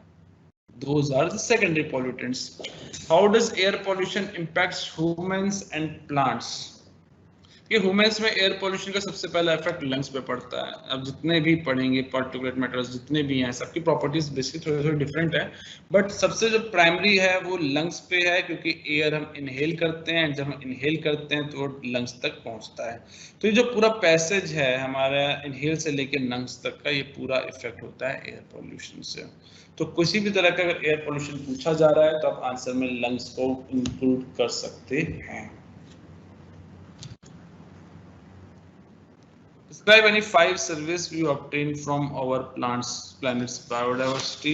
Already biodiversity cover कर चुके हैं, and biodiversity का काफी चीजें बायोडाइवर्सिटी में, बायोडाइवर्सिटी मींस आपके फ्लोरा फॉरा दोनों इन्वॉल्व होते हैं जितनी डाइवर्सिटी है। अगर उससे हम पूछें क्या हम ऑब्टेन कर रहे हैं 5 सर्विसेज क्या ऑब्टेन कर रहे हैं, डेफिनेटली वी नो दैट कि हम उससे फूड से लेकर के शेल्टर से लेकर हर चीज पे तो हम बायोडाइवर्सिटी पे डिपेंड कर रहे हैं अपने प्लेनेट के। हमारे जितने भी प्रोडक्ट्स हैं उसमें से काफी प्रोडक्ट्स एनिमल बेस्ड हैं, काफी प्रोडक्ट्स हमारे प्लांट बेस्ड हैं, and those all are plants biodiversity और प्लैनेट्स बायोडाइवर्सिटी। बट अगेन फिर से मेरे को रिपीट करना पड़ रहा है कि क्वेश्चंस के मार्क्स के अकॉर्डिंग आंसर दीजिएगा, ये नहीं कि बस 2 वर्ड में लिख दिया कि हाँ प्लैनेट्स बायोडाइवर्सिटी एंड ये होता है एंड क्लोज कर दिया, नहीं। अगर क्वेश्चन 10 मार्क्स का है 15 मार्क्स का है तो उसके अकॉर्डिंग अब जब भी कोई क्वेश्चन दीजिएगा ना, अगर उसमें क्वेश्चन का आंसर लिखिए तो उसमें एक चीज कंसीडर कीजिए कि अगर कोई डायग्राम का स्कोप है तो उस डायग्राम को डेफिनेटली इन्वॉल्व कीजिए। अगर कोई ग्राफ का स्कोप है कि उसमें उस क्वेश्चन में आंसर में ग्राफ बन सकता है, डायग्राम बन सकता है, तो डेफिनेटली इस चीज को इन्वॉल्व कीजिए, वो एक अलग इंप्रेशन देता है। एंड कंटेंट पार्ट है तो जितना भी पॉइंट वाइज कंटेंट लिखेंगे कि आप पॉइंट लिख रहे हैं उसकी अंडरलाइन कर दिए, then it gives a different level of impression. Define pollution हो चुका है, name its types and describe briefly any pollution case study discussed in class. तो ये आप लोग जानते हैं कि क्लास में क्या क्या टीचर्स ने आपको पढ़ाया था। एंड डेफिनेटली पॉल्यूशन आप लोग बोलिए, केस स्टडीज आप दिल्ली का एग्जांपल दे सकते हैं कि दिल्ली में हर विंटर्स में क्या होता है। इसके types water pollution, air pollution, noise pollution, radioactive pollution, ground water pollution, different types हैं। Explain point source solution and non-point source pollution. Actually यहाँ गलत लिखा हुआ है, solution नहीं है, it's a pollution. Explain point source pollution होगा ये and non-point source pollution. Point source pollution क्या होते हैं कि देखिए वाटर पोल्यूशन, एयर पोल्यूशन, इन दोनों का एग्जांपल देके बात करते हैं। अगर कोई इंडस्ट्री किसी चिमनी को लगाया हुआ है तो पर्टिकुलर एक ही पॉइंट से वो एयर में अपना स्मॉग डिस्चार्ज कर रहा है, अपना एफ्लुएंट डिस्चार्ज कर रहा है, that is a point source pollution. कि वो पर्टिकुलर सोर्स है वाटर में, किसी वो इंडस्ट्री ने अपना नाला बनाया हुआ डिस्चार्ज के, that is also point source pollution, कि वो एक पर्टिकुलर पॉइंट है, यहाँ पे ट्रीटमेंट फैसिलिटी इजीली इंस्टॉल हो सकती है क्योंकि पोल्यूशन का सिर्फ एक ही सोर्स है, वहां पे हमने कंट्रोल कर लिया तो एट सोर्स पे हम कंट्रोल कर लेंगे। इसके बाद एक सेकंड आता है line source pollution. Line source का बेस्ट एग्जांपल होते हैं व्हीकल्स। कि वो पर्टिकुलर पॉइंट और पर्टिकुलर फिक्स लोकेशन नहीं है, लेकिन वो एक लाइन में ही एक ही सीरीज में वो पॉल्यूशन कर रहे हैं, वो हर तरफ से नहीं, जहां जहां व्हीकल आपका जाएगा वहां पॉल्यूशन करेगा। तो that is a line source pollution. And जो थर्ड होता है नॉन पॉइंट सोर्स पॉल्यूशन, इसमें कोई सोर्स फिक्स नहीं होता कि सोर्स कहाँ से है। मैंने इसका सबसे अच्छा एग्जांपल है एग्रीकल्चरल पॉल्यूशंस का, कि जो पेस्टिसाइड्स हैं, जो एक्सेस फर्टिलाइजर्स का यूज होते हैं, फिर जब वो कंज्यूम नहीं होते हैं, बारिश होती है तो वो लेक्स में आते हैं, वाटर सोर्सेज में जाते हैं नियर बाय, तो उसका कोई सोर्स पर्टिकुलर नहीं है, वो चारों तरफ स्प्रेड हो चुकी है, उसका कोई पर्टिकुलर सोर्स नहीं है। So this is the basic difference between point, line and non-point sources. The next question is, River Yamuna gets highly polluted as it passes through Delhi. Give the reasons and possible remedies. मैं already आपको बता चुका हूँ कि जब pollution cut जाएगा तो reverse change करके क्वेश्चंस पूछे जा सकते हैं, लेकिन कंटेंट सेम वही रहता है। रेमेडीज में आपको देखिए जो एंथ्रोपोजेनिक इंटरवेंशंस है यानी ह्यूमन एक्टिविटीज है, इसको रिस्ट्रिक्शन पे फोकस करना है, क्योंकि रेमेडीज वही जो पॉल्यूशन हो रहा है वो ह्यूमन इंटरफेरेंस की वजह से हो रहा है। तो जो भी आप रेमेडीज लिखेंगे, तो जैसे फॉर एग्जांपल आप क्या लिख सकते हो, सीवेज आता है रिवर में, तो रेमेडीज में क्या होगा कि सीवेज को सीवेज ट्रीटमेंट प्लांट इंस्टॉल करें। अगर दूसरा कोई आप रीजन देते हैं कि वेस्ट उसके आसपास जो स्प्रेड हो रहा है, इंडस्ट्रियल डिस्चार्ज है, तो उसकी रेमेडीज हम क्या देंगे कि industrial waste water treatment plant install करिए तभी डिस्चार्ज करें। स्ट्रिक्ट रेगुलेशंस हैं, जो रेगुलेशंस हैं स्ट्रिक्ट पनिशमेंट से साथ हैं कि किसी ने अगर वाटर में कुछ किया तो उसके लिए हम इतनी पनिशमेंट कर दें, तो ये पॉसिबल रेमेडीज हैं। तो आपको जो आंसर फ्रेम करना है वो इसी के अकॉर्डिंग करना है। Next question is, what are hazardous wastes? Discuss their source of origin and methods of disposal. देखिए हैजार्डस वेस्ट काफी ब्रॉड टर्म है। हैजार्ड आपका कोई पर्टिकुलर चीज से नहीं होता है। ऑल द हॉस्पिटल वेस्ट, जैसे हॉस्पिटल में सिरिंजेस होती हैं, they all are hazardous waste. जितने भी रेडियो एक्टिव वेस्ट हैं वो सब भी हैजार्डस वेस्ट हैं। तो जो हैजार्डस वेस्ट है, अगर उसका हम सॉलिड वेस्ट की बात करें तो उसका एक पैटर्न बनाया गया है कि रेड लेबल बनाया गया है कि हम रेड लेबल बॉक्सेस जो है यूज करते हैं कलेक्शन के लिए। फॉर एग्जाम्पल हम हॉस्पिटल्स का लेते हैं कि हॉस्पिटल में जितने भी सिरिंजेस होती हैं, ब्लेड्स होते हैं जो हैजार्डस होती हैं, उन सबको एक रेड बॉक्स में डाला जाता है और उस पर स्टिकर लगा होता है कि हैजार्डस वेस्ट। उसका स्टैंडर्ड ऑपरेटिंग प्रोसीजर है पूरा कि उसको हैजार्डस वेस्ट कलेक्ट किया जाता है प्रिकॉशंस लेते हुए, एंड देन उनके ओरिजिन जैसे पूछा हुआ तो हॉस्पिटल वेस्ट उसका बहुत प्राइमरी ओरिजिन है। उसके बाद कुछ इंडस्ट्रीज हैजार्डस वेस्ट करती हैं, रेडियो एक्टिव प्लांट्स उनके भी थोड़ा हैजार्डस वेस्ट हैं। तो हैजार्डस वेस्ट को जब कलेक्ट किया जाता है वो ओरिजिन हो गया आपका। एंड मेथड्स ऑफ डिस्पोजल में उसका ट्रीटमेंट, इंसिनरेशन एंड इसके सेट ऑफ प्रोसीजर्स डेवलप किए गए हुए हैं। उसको आप इंसिनरेट कर सकते हैं, उसको डिसइंफेक्ट करके कर सकते हैं, ब्यूरेट कर सकते हैं, काफी सारे प्रोसीजर्स हैं। Of pollution on monuments of national importance, इसमें बहुत बड़ा एग्जांपल है ताजमहल।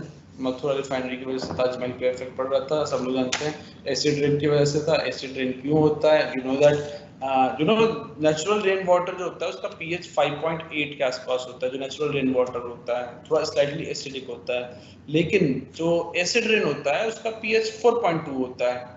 पीएच 4.2 मतलब काफी ज्यादा एसिडिटी हाई होती है उसमें। बेसिक रीजन क्या है, जितने भी हमारे एग्जॉस्ट होते हैं, व्हीकल एग्जॉस्ट होते हैं, ये सल्फर ऑक्साइड्स की series and nitrogen oxide series को डिस्चार्ज करते हैं, मींस व्हीकल से ये निकलते हैं। तो ये जब वाटर में जाते हैं तो ऊपर जब जाते हैं एटमॉस्फेयर में, तो ये रिएक्ट करके सल्फ्यूरिक एसिड और नाइट्रिक एसिड बनाते हैं, जो बारिश के साथ जो है नीचे ड्रॉपलेट में आती है, एंड दैट इज व्हाई उनका पीएच बहुत डाउन होता है एंड एसिड रेन उसे कहते हैं। वो मॉन्यूमेंट्स पे क्या असर कर रहे हैं कि जैसे ताजमहल है तो उसका व्हाइटनेस डाउन हो रही है, उसका रिएक्ट कर रहे हैं वो, क्योंकि वहाँ पे कार्बोनेट उसका तो रिएक्ट हो रहा है, कैल्शियम उसके साथ वहाँ पे। तो इसको आप मॉन्यूमेंट्स पे आप ताजमहल लिख सकते हैं, और भी 2-4 एग्जांपल जो है एंटर कर सकते हैं।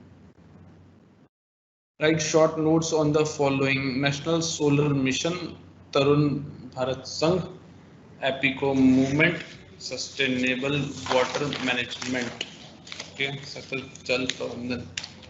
हमारी यूनिट 5 कंप्लीट हो चुकी है। यूनिट 6 मैं रिपीट कर रहा हूँ कि जिसको भी डाउट हो, क्वेश्चंस में नहीं बन रहे हैं, सॉल्यूशंस नहीं मिल रहे हैं, आंसर्स नहीं मिल रहे हैं, कैसे लिखना समझ में नहीं आ रहा है, आप जो ऊपर फेसबुक लिंक दिया हुआ है facebook.com EVSSOLTU, इस पे आप मैसेज कर सकते हैं।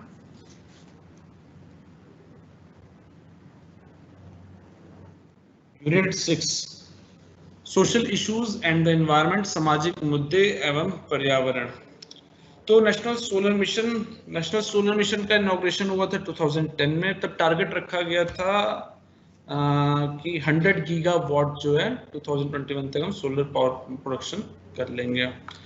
तरुण भारत संघ एक एनजीओ है डॉक्टर राजेंद्र सिंह जी की, जो कि अलवर से ऑपरेट होती है।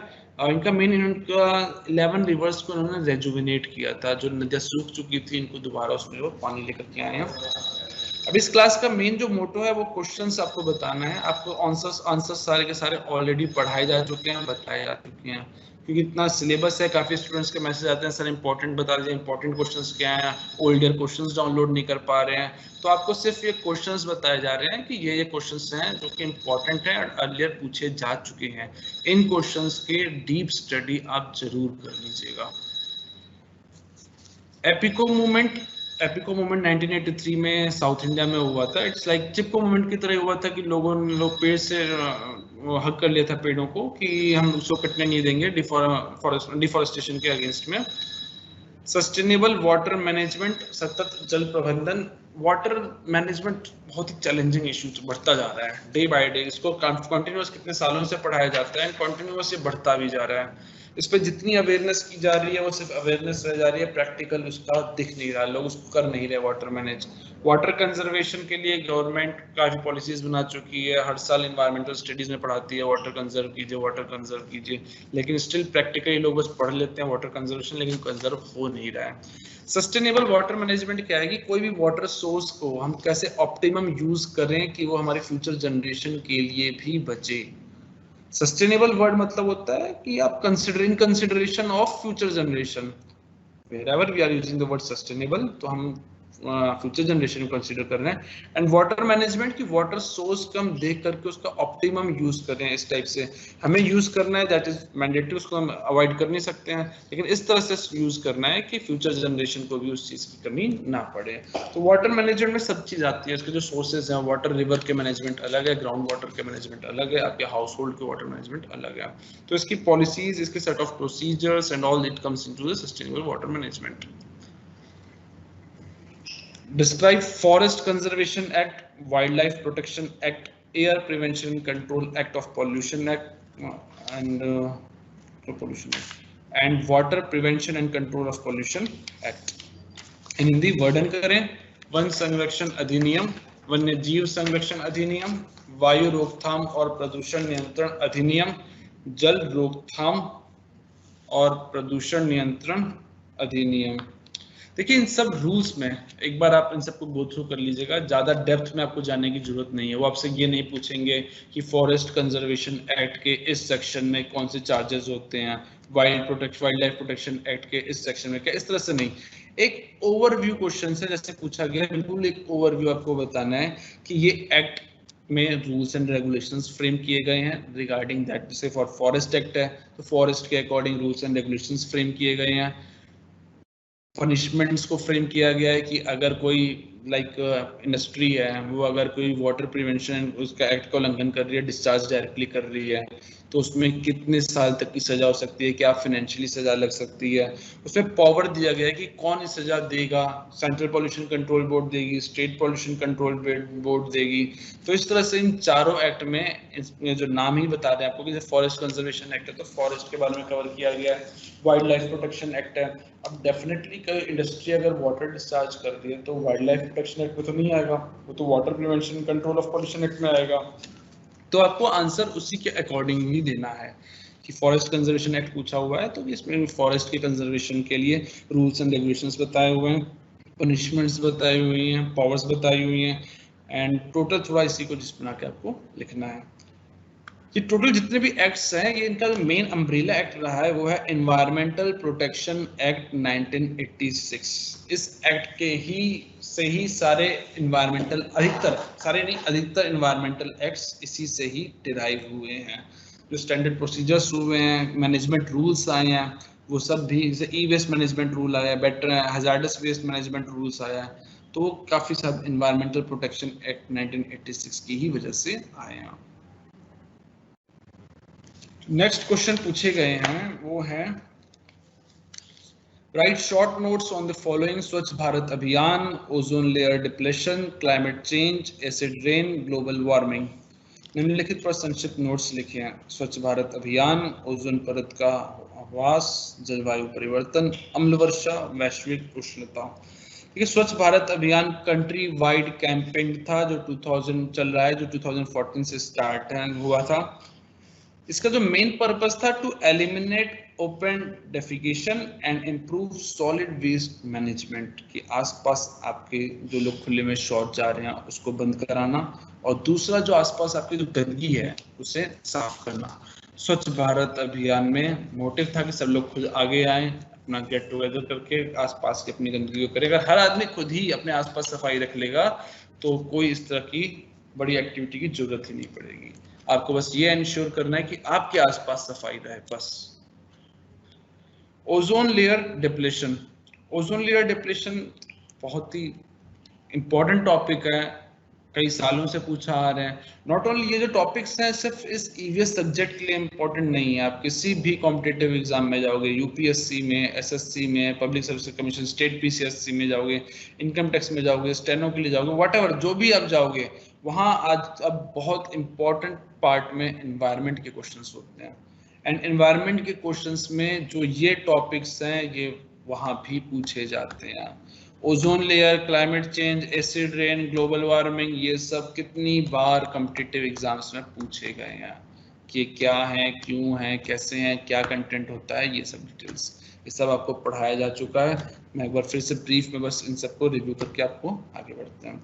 ओजोन लेयर डिप्लेशन क्या होता है कि जब chlorine and bromine atoms stratosphere में, ओजोन लेयर आपको पता है स्ट्रेटोस्फेयर में जो लेयर्स होती हैं, ट्रोपोस्फेयर, स्ट्रेटोस्फेयर, तो ओजोन लेयर जो हमारे एटमॉस्फेयर में स्ट्रेटोस्फेयर में है। तो स्ट्रेटोस्फेयर में ओजोन लेयर है, एंड यहाँ से हम लोगों ने एंथ्रोपोजेनिक एक्टिविटी, ह्यूमन एक्टिविटी की वजह से chlorine and bromine atoms release किए, एंड ये स्ट्रेटोस्फेयर रीच करते हैं तो ओजोन के साथ रिएक्ट करते हैं, ओजोन को खत्म करते हैं, ओजोन के मॉलिक्यूल्स को डीके करते हैं। उसकी वजह से ओजोन लेयर डिप्लेशन होता है। ओजोन लेयर जो होती है उसके मेजरमेंट होता है डॉप्सन यूनिट, जो यूनिट है डॉप्सन उसका।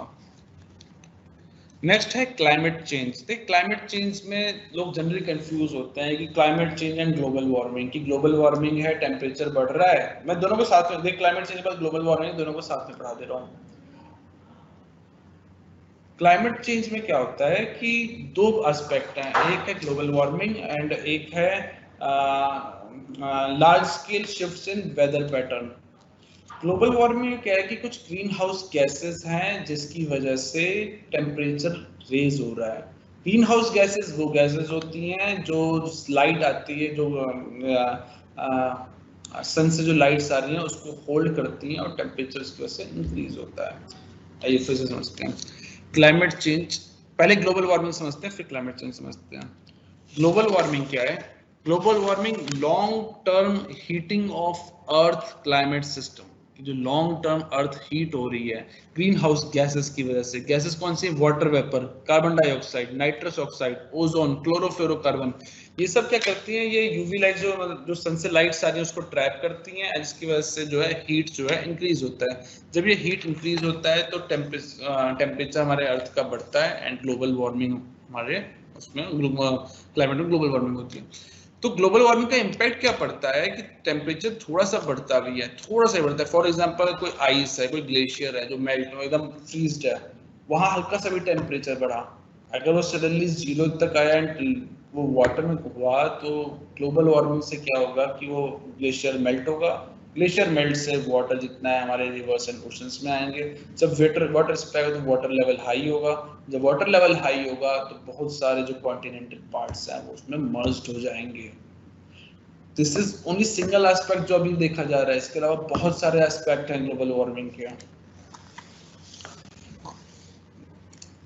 क्लाइमेट चेंज में ग्लोबल वार्मिंग के अलावा जो वेदर पैटर्न शिफ्ट्स हो रहे हैं, weather pattern throughout the country shift हो रहे हैं, तो not only throughout the country, throughout the world shift हो रहे हैं। मॉनसून शिफ्ट हो रहा है, विंटर्स शिफ्ट हो रहे हैं, तो ये सब क्लाइमेट चेंज से रिलेटेड है। एसिड रेन मैं बता चुका हूं आप लोगों को already. Describe 3R principles and explain the role of waste segregation in waste management। जब भी हम 3R की बात करते हैं, 3R होता है reduce, reuse, recycle। I repeat, reduce, reuse and recycle। ये काफी important point है, क्वेश्चन भी important है, and not only for this, competitive exams के लिए भी। सॉलिड वेस्ट मैनेजमेंट में इसका रोल कुछ ज़्यादा इंपॉर्टेंट होता है। 3R सिर्फ वैसे तो सॉलिड वेस्ट मैनेजमेंट के लिए नहीं, ये हर तरह की फील्ड में लग जाते हैं, लेकिन सॉलिड वेस्ट मैनेजमेंट के लिए इसका रोल इंपॉर्टेंट हो जाता है, क्योंकि सॉलिड वेस्ट मैनेजमेंट बहुत सी ऐसी चीज़ें होती हैं जो परसेंटेज होता है जो हम रिड्यूस कर सकते हैं, उसको रीयूज भी कर सकते हैं, एंड फॉर एग्जाम्पल प्लास्टिक उसको रिसाइकल भी कर सकते हैं। तो इस तरह के जब क्वेश्चन आएगा ना आपको, तो थोड़ा पहले माइंड मेकअप करना उसका कि 3R ये लिख करके जो है उसका आप माइंड मेकअप करना कि कैसे क्या डिटेल्स हैं। एंड उसके बाद एग्जांपल भी दे सकते हो, लाइक प्लास्टिक का है कि अगर हम प्लास्टिक को, पॉलिथीन्स को फेंक नहीं दे, उसको हम प्रॉपर मैनेज करेंगे तो फिर डेफिनेटली उसको रिसाइकिल कर लेंगे। एक ही पॉलिथीन को हम कई बार यूज कर सकते हैं, तो रीयूज करें, क्यों उसे हम वन टाइम यूज करके उसको हटा दें। एंड रिड्यूस की जितना हो सके हम पॉल्यूशन कम करें, ऐसी चीजें कम लें जिससे सॉलिड वेस्ट ज़्यादा जनरेशन हो। तो इसको सबको इन्वॉल्व करके आपको आंसर लिखना है। Write notes on the following. Tarun Bharat Sangh हो चुका है, अमृत पत्र नोट्स लिखे हैं। चिपको मूवमेंट हुआ था, नहीं हुआ था। चिपको मूवमेंट क्या है कि एपिको मूवमेंट टाइप का ही है, ये उत्तराखंड में हुआ था 1973 में। इसमें भी सिमिलर जो है, लोगों ने पेड़ उसको गले लग गए थे, हक किया हुआ था कि नहीं इस पेड़ को नहीं कटने देंगे, तो जो पेड़ से वो सटना था दैट इज कॉल्ड चिपको हुआ, एंड वहां से चिपको मूवमेंट हुआ। इसके डिटेल्स आप लोग पूरे पढ़ चुके हो। सस्टेनेबल डेवलपमेंट में फिर बता रहा हूँ कि इनका development in consideration of future generation, कि हमें ऐसा डेवलपमेंट करना है कि फ्यूचर जनरेशंस को भी हम देखें। ऐसा ना हो कि हम फॉसिल फ्यूल सारा एग्जॉस्ट कर दिया हमने कि आगे के लिए हमने कुछ छोड़ा ही नहीं। वाटरशेड मैनेजमेंट हो चुका। Conservation, tillage farming and conventional tillage farming. Tillage क्या होता है कि हम जो सॉइल्स को बार बार हम टिल करते हैं, एग्रीकल्चर प्रिपरेशन ऑफ सॉइल के हम जो मैकेनिकली एजिटेशन किया जाता है, that is tillage farming. Earthquake आप लोगों को पता है, ये अर्थक्वेक क्या होता है, सिस्मिसिटी क्या है, कॉन्सेप्ट ऑफ सर्कुलर, ये टॉपिक्स इंपॉर्टेंट हैं, इन्हें पढ़ जरूर लीजिएगा। लास्ट टाइम पे मैं आपको इन जो टॉपिक्स को पूरा एक्सप्लेन नहीं करने जा रहा हूँ कि मैं इनका को पूरा सब कुछ A to Z पूरा कोर्स खत्म कर रहा हूँ।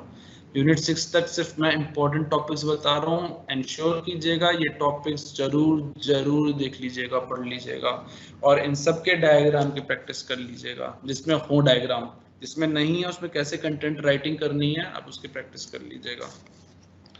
कॉन्सेप्ट ऑफ सस्टेनेबल डेवलपमेंट हो गया है। गंगा एक्शन प्लान काफी, गंगा एक्शन प्लान में एक्चुअली जब आपको ऐसा क्वेश्चन आता है ना, तो आप पहले फ्रेम कीजिए कि उसके चैलेंजेस क्या हैं, गंगा के साथ चैलेंजेस क्या थे जो गंगा एक्शन प्लान में इन्वॉल्व किया जाएगा।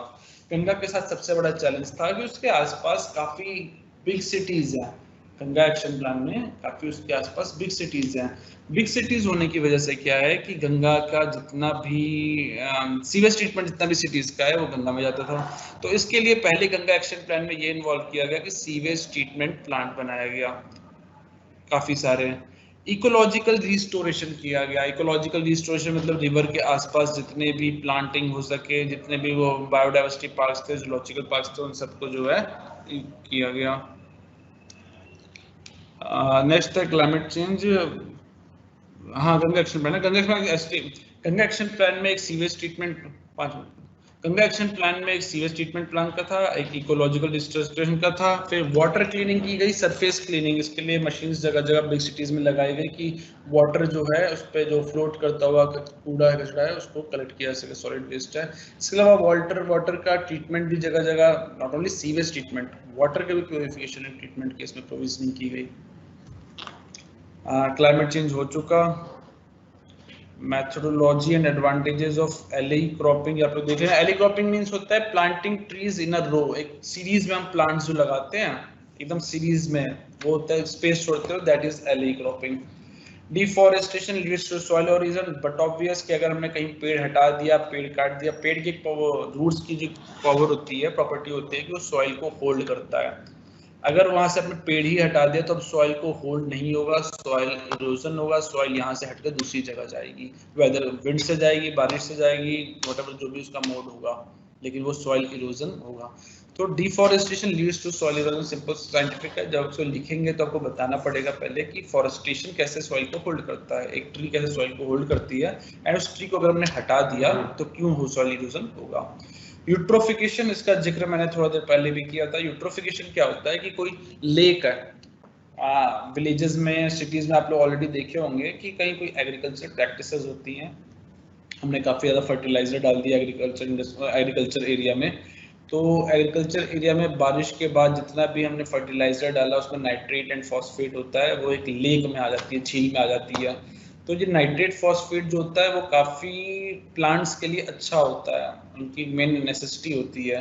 तो जो लेक्स के एक्वाटिक स्पेसीज प्लांट्स हैं वो इसको यूज़ करते हैं, एंड उनमें काफ़ी तेज़ी से ब्लूम हो जाता है, जिसकी वजह से आप पूरी झील जो आपकी लेक है उस पर ग्रीन ग्रीन काई, तो फिर उस पर जो है डिफरेंट जो है प्लांट स्पेसीज ग्रोथ कर जाती हैं। Management of domestic waste, domestic waste management के लिए कितने सारे गाइडलाइंस, प्रिंसिपल्स, मतलब एडवर्टीजमेंट्स किए जा चुके हैं। गीला कूड़ा एक तरफ, सूखा कूड़ा एक तरफ, ऑर्गेनिक कूड़ा ग्रीन बाल्टी में, वेस्ट और ब्लू बाल्टी में। एक्चुअली डोमेस्टिक वेस्ट अगर हम लोग कर लें, सारे इंडियन सिटीजन्स कर लें लोग, तो बहुत बड़ा चेंज आ जाएगा। डोमेस्टिक वेस्ट बहुत बड़ा वेस्ट जो मेन वेस्ट सेग्रीगेशन यूनिट में पहुंचता है उसमें से काफ़ी बड़ा प्रोपोर्शन होता है जो कि रिकवर्ड एट सोर्स हो सकता है, जो कि डोमेस्टिक लेवल पे ही, रेसिडेंशियल लेवल पे ही उसको डिस्पोज किया जा सकता है, उसको वहां तक पहुंचने की जरूरत ही नहीं होती है, जिसकी वजह से लैक्स करोड़ रुपीस जो हैं बच सकते हैं।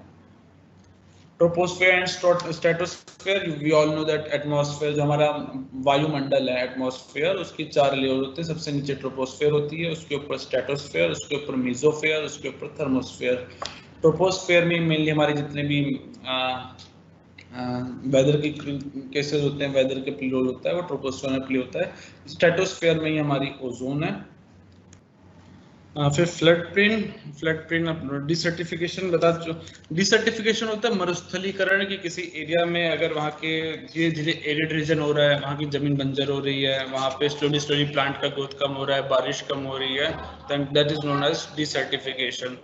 Describe the causes and consequences of climate change। तो climate change में मैं बताया था 2 चीज़ें होती हैं, एक तो ग्लोबल वार्मिंग एंड दूसरा आपका वेदर शिफ्टिंग। ग्लोबल वार्मिंग का जो ग्रीन हाउस गैसेज है, मेन उनके बहुत रोल प्ले करते हैं वो क्लाइमेट चेंज के कंट्रीब्यूशन में। Evaluate the role of various environmental related laws in India in environmental conservation हो चुका है ये। Discuss briefly the methods employed in conservation of soil, complete हो चुका। Discuss the strategies you will adopt as a responsible citizen for sustainable development of India। तो फिर से again वही वैसा ही क्वेश्चन है ये। इस तरह का जब भी क्वेश्चन आएगा ना, तो पहले आपको ड्राफ्ट करना है कि आपको कहना क्या है, आप उस क्वेश्चन में कहना क्या चाह रहे हो। स्ट्रेटेजीज अगर आपसे पूछा है, discuss the strategies you will adopt as a responsible citizen. Sustainable development कोई पर्टिकुलर पॉल्यूशन से नहीं है, किसी बायोडाइवर्सिटी से नहीं है, लेकिन ओवरऑल है, तो मींस आप काफी लार्ज पॉइंट्स हैं आपके पास लिखने के लिए। एंड जब इस तरह के पॉइंट्स हों तो डेफिनेटली आप पहले उसे फ्रेम कीजिए, उस पर कोई ग्राफ या डायग्राम या फिर कुछ भी पॉइंट्स बुलेट्स इस टाइप से आप लिखिए आंसर, तो it will give good impression. Explain the consequences of over-utilization of water resources। Water resources के ओवर यूटिलाइजेशन का सबसे बेस्ट एग्जांपल होता है ग्राउंड वाटर। अगर आप सब जान रहे हैं ground water day by day through out the India down होता जा रहा है। इसका बहुत बड़ा रीजन है कि हम ओवर यूटिलाइज कर रहे हैं। ओवर यूटिलाइज मीन्स कि हम एग्रीकल्चर में खूब वाटर यूज कर रहे हैं, अपने होम सप्लाई के लिए, डोमेस्टिक सप्लाई के लिए खूब वाटर यूज कर रहे हैं, लेकिन वाटर रिचार्ज उस अकॉर्डिंग हो नहीं रहा है। जितने सिटीज बढ़ रहे हैं, कंक्रीट स्ट्रक्चर्स बढ़ रहे हैं, they are barrier for the water recharge. जो बारिश होती है वो पानी भूजल तक पहुंच नहीं रहा है, वो सिर्फ हमारे ड्रेनेज में बह करके सीवेज ट्रीटमेंट से होकर ट्यूबवेल तक पहुंच जा रहा है, जबकि उसको वाटर को हमें रिचार्ज होना था। दैट इज वाई जो हम ओवर यूटिलाइजेशन कर रहे हैं वाटर रिसोर्सेज का, स्पेशली ग्राउंड वाटर का, वो काफी ज्यादा नुकसानदायक है। सिर्फ इसका ही नहीं, अगर हम रिवर्स एंड लेक्स एंड इन सब का भी ओवर यूटिलाइजेशन कर रहे हैं तो ओवर यूटिलाइजेशन से पॉल्यूशन कंटामिनेंट काफी ज्यादा हाई रहता है। The human population explosion is causing severe source depression and environmental pollution discussed with suitable examples। इसमें आप किसी वाटर पोल्यूशन का एग्जांपल ले लीजिएगा। ये हम यूनिट 7 पे आ गए हैं। मानव जनसंख्या विस्फोट गंभीर संसाधनों की कमी और पर्यावरणीय गिरावट का कारण बन रहा है। उपयुक्त उदाहरणों के साथ चर्चा करें। इसमें आप कोई भी वाटर पोल्यूशन या फिर किसी भी एग्जाम कोई भी एयर पोल्यूशन का एग्जांपल लेकर के डिस्कस कर लीजिएगा। The major threat to India's environment is in the increasing population। Discuss ये ऑलरेडी डिस्कस हो गया है। फेमाइन और सेलिनाइजेशन। फेमाइन कहते हैं सूखा पड़ने को, कि अगर सूखा पड़ रहा है तो क्या है, ऑलरेडी मैं बता चुका हूँ इसके लिए। सेलिनाइजेशन क्या होता है कि टीडीएस वाटर, समझते हो आप लोग, हाई टीडीएस, जब कोई खारा पानी कहा जाता है मींस उस वाटर का टीडीएस हाई है, वो not fit for drinking purpose होता है, तो वो बढ़ रहा है day by day water sources में, that is salinization. Ozone layer depression हो चुका। Discuss its possible causes and effect. What is seismicity and seismic zone, earthquake के साथ ये सब। Discuss the reasons for depletion of water table in Delhi, already cover कर चुके ये part. Critically evaluate any recent case study of environmental disaster. अब Fukushima disaster का example ले लीजिएगा। इस तरह का क्वेश्चन आप जरूर कोई एक डिजास्टर पढ़ के आइएगा, लाइक फुकुशिमा हो गया या फिर चेरनोबिल हो गया, एनवायरमेंटल रेडियोएक्टिव डिजास्टर्स हो गए, तो इस तरह कोई भी हैजार्ड कोई भी हो, भोपाल गैस ट्रेजेडी हो गई। Bhopal gas tragedy is not a environmental disaster, ये मतलब एनवायरमेंटल डिजास्टर ही कह सकते हैं इसे, लेकिन ये काफी इसमें रीजन क्योंकि लोकली था, इतना बड़ा लेवल का नहीं था। Describe briefly impact of mining on environment.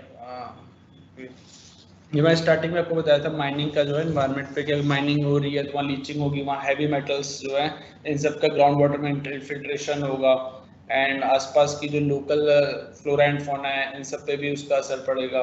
अगर वाटर पोल्यूशन वहाँ से एयर पोल्यूशन हो रहा है माइनिंग एक्टिविटीज से, डेफिनेटली वहाँ की फ्लोरा फौना पर असर पड़ेगा। ग्रोथ करंट ग्रोथ स्टेट कर। Write short note on watershed management हो चुका। Soil erosion, poaching, sustainable development, greenhouse tsunami, global warming, smart cities, environmental. What is the need for environmental impact assessment? Explain the concept using an example। देखिए environmental impact assessment एक mandatory thing है, कुछ higher bigger projects के लिए एक step mandatory कर दिया है गवर्नमेंट ऑफ इंडिया ने। इसमें होता क्या है कि इन्वायरमेंट इम्पैक्ट असेसमेंट में कोई भी हम एक्टिविटी करने जा रहे हैं, ये एक्टिविटी कोई भी जैसे कंस्ट्रक्शन करने जा रहे हैं, कोई इंडस्ट्री स्टैब्लिश होने वाली है, कुछ भी इस तरह की डिटेल है, तो सबसे पहले उसका असेसमेंट कराया जाता है कि लाइक अगर ये इंडस्ट्री बन रही है तो वहाँ चिमनी की जरूरत है, वो वाटर कितना लेगा, अगर वो डिस्चार्ज किस तरह का करेगा तो नियर बाय फ्लोरा फौना पे कैसा असर पड़ेगा, वहाँ के सॉइल पे क्या पड़ेगा, अगर बिल्डिंग बन रही है तो वो वहाँ के एयर पोल्यूशन वाटर पोल्यूशन कैसे करेगा, अगर कर रहा है तो उसका ट्रीटमेंट कैसे करेगा। इन सब के एक सेट ऑफ प्रोसीजर्स हैं, ये डायरेक्टली मिनिस्ट्री ऑफ एनवायरनमेंट से कंट्रोल होता है। बड़े प्रोजेक्ट्स के लिए ये मैंडेटरी होता है एनवायरनमेंट इम्पैक्ट असेसमेंट। इससे करने से क्या है कि एग्जैक्ट आइडिया लग जाता है हमें कि प्रोजेक्ट जो है वो कितना इको फ्रेंडली होगा।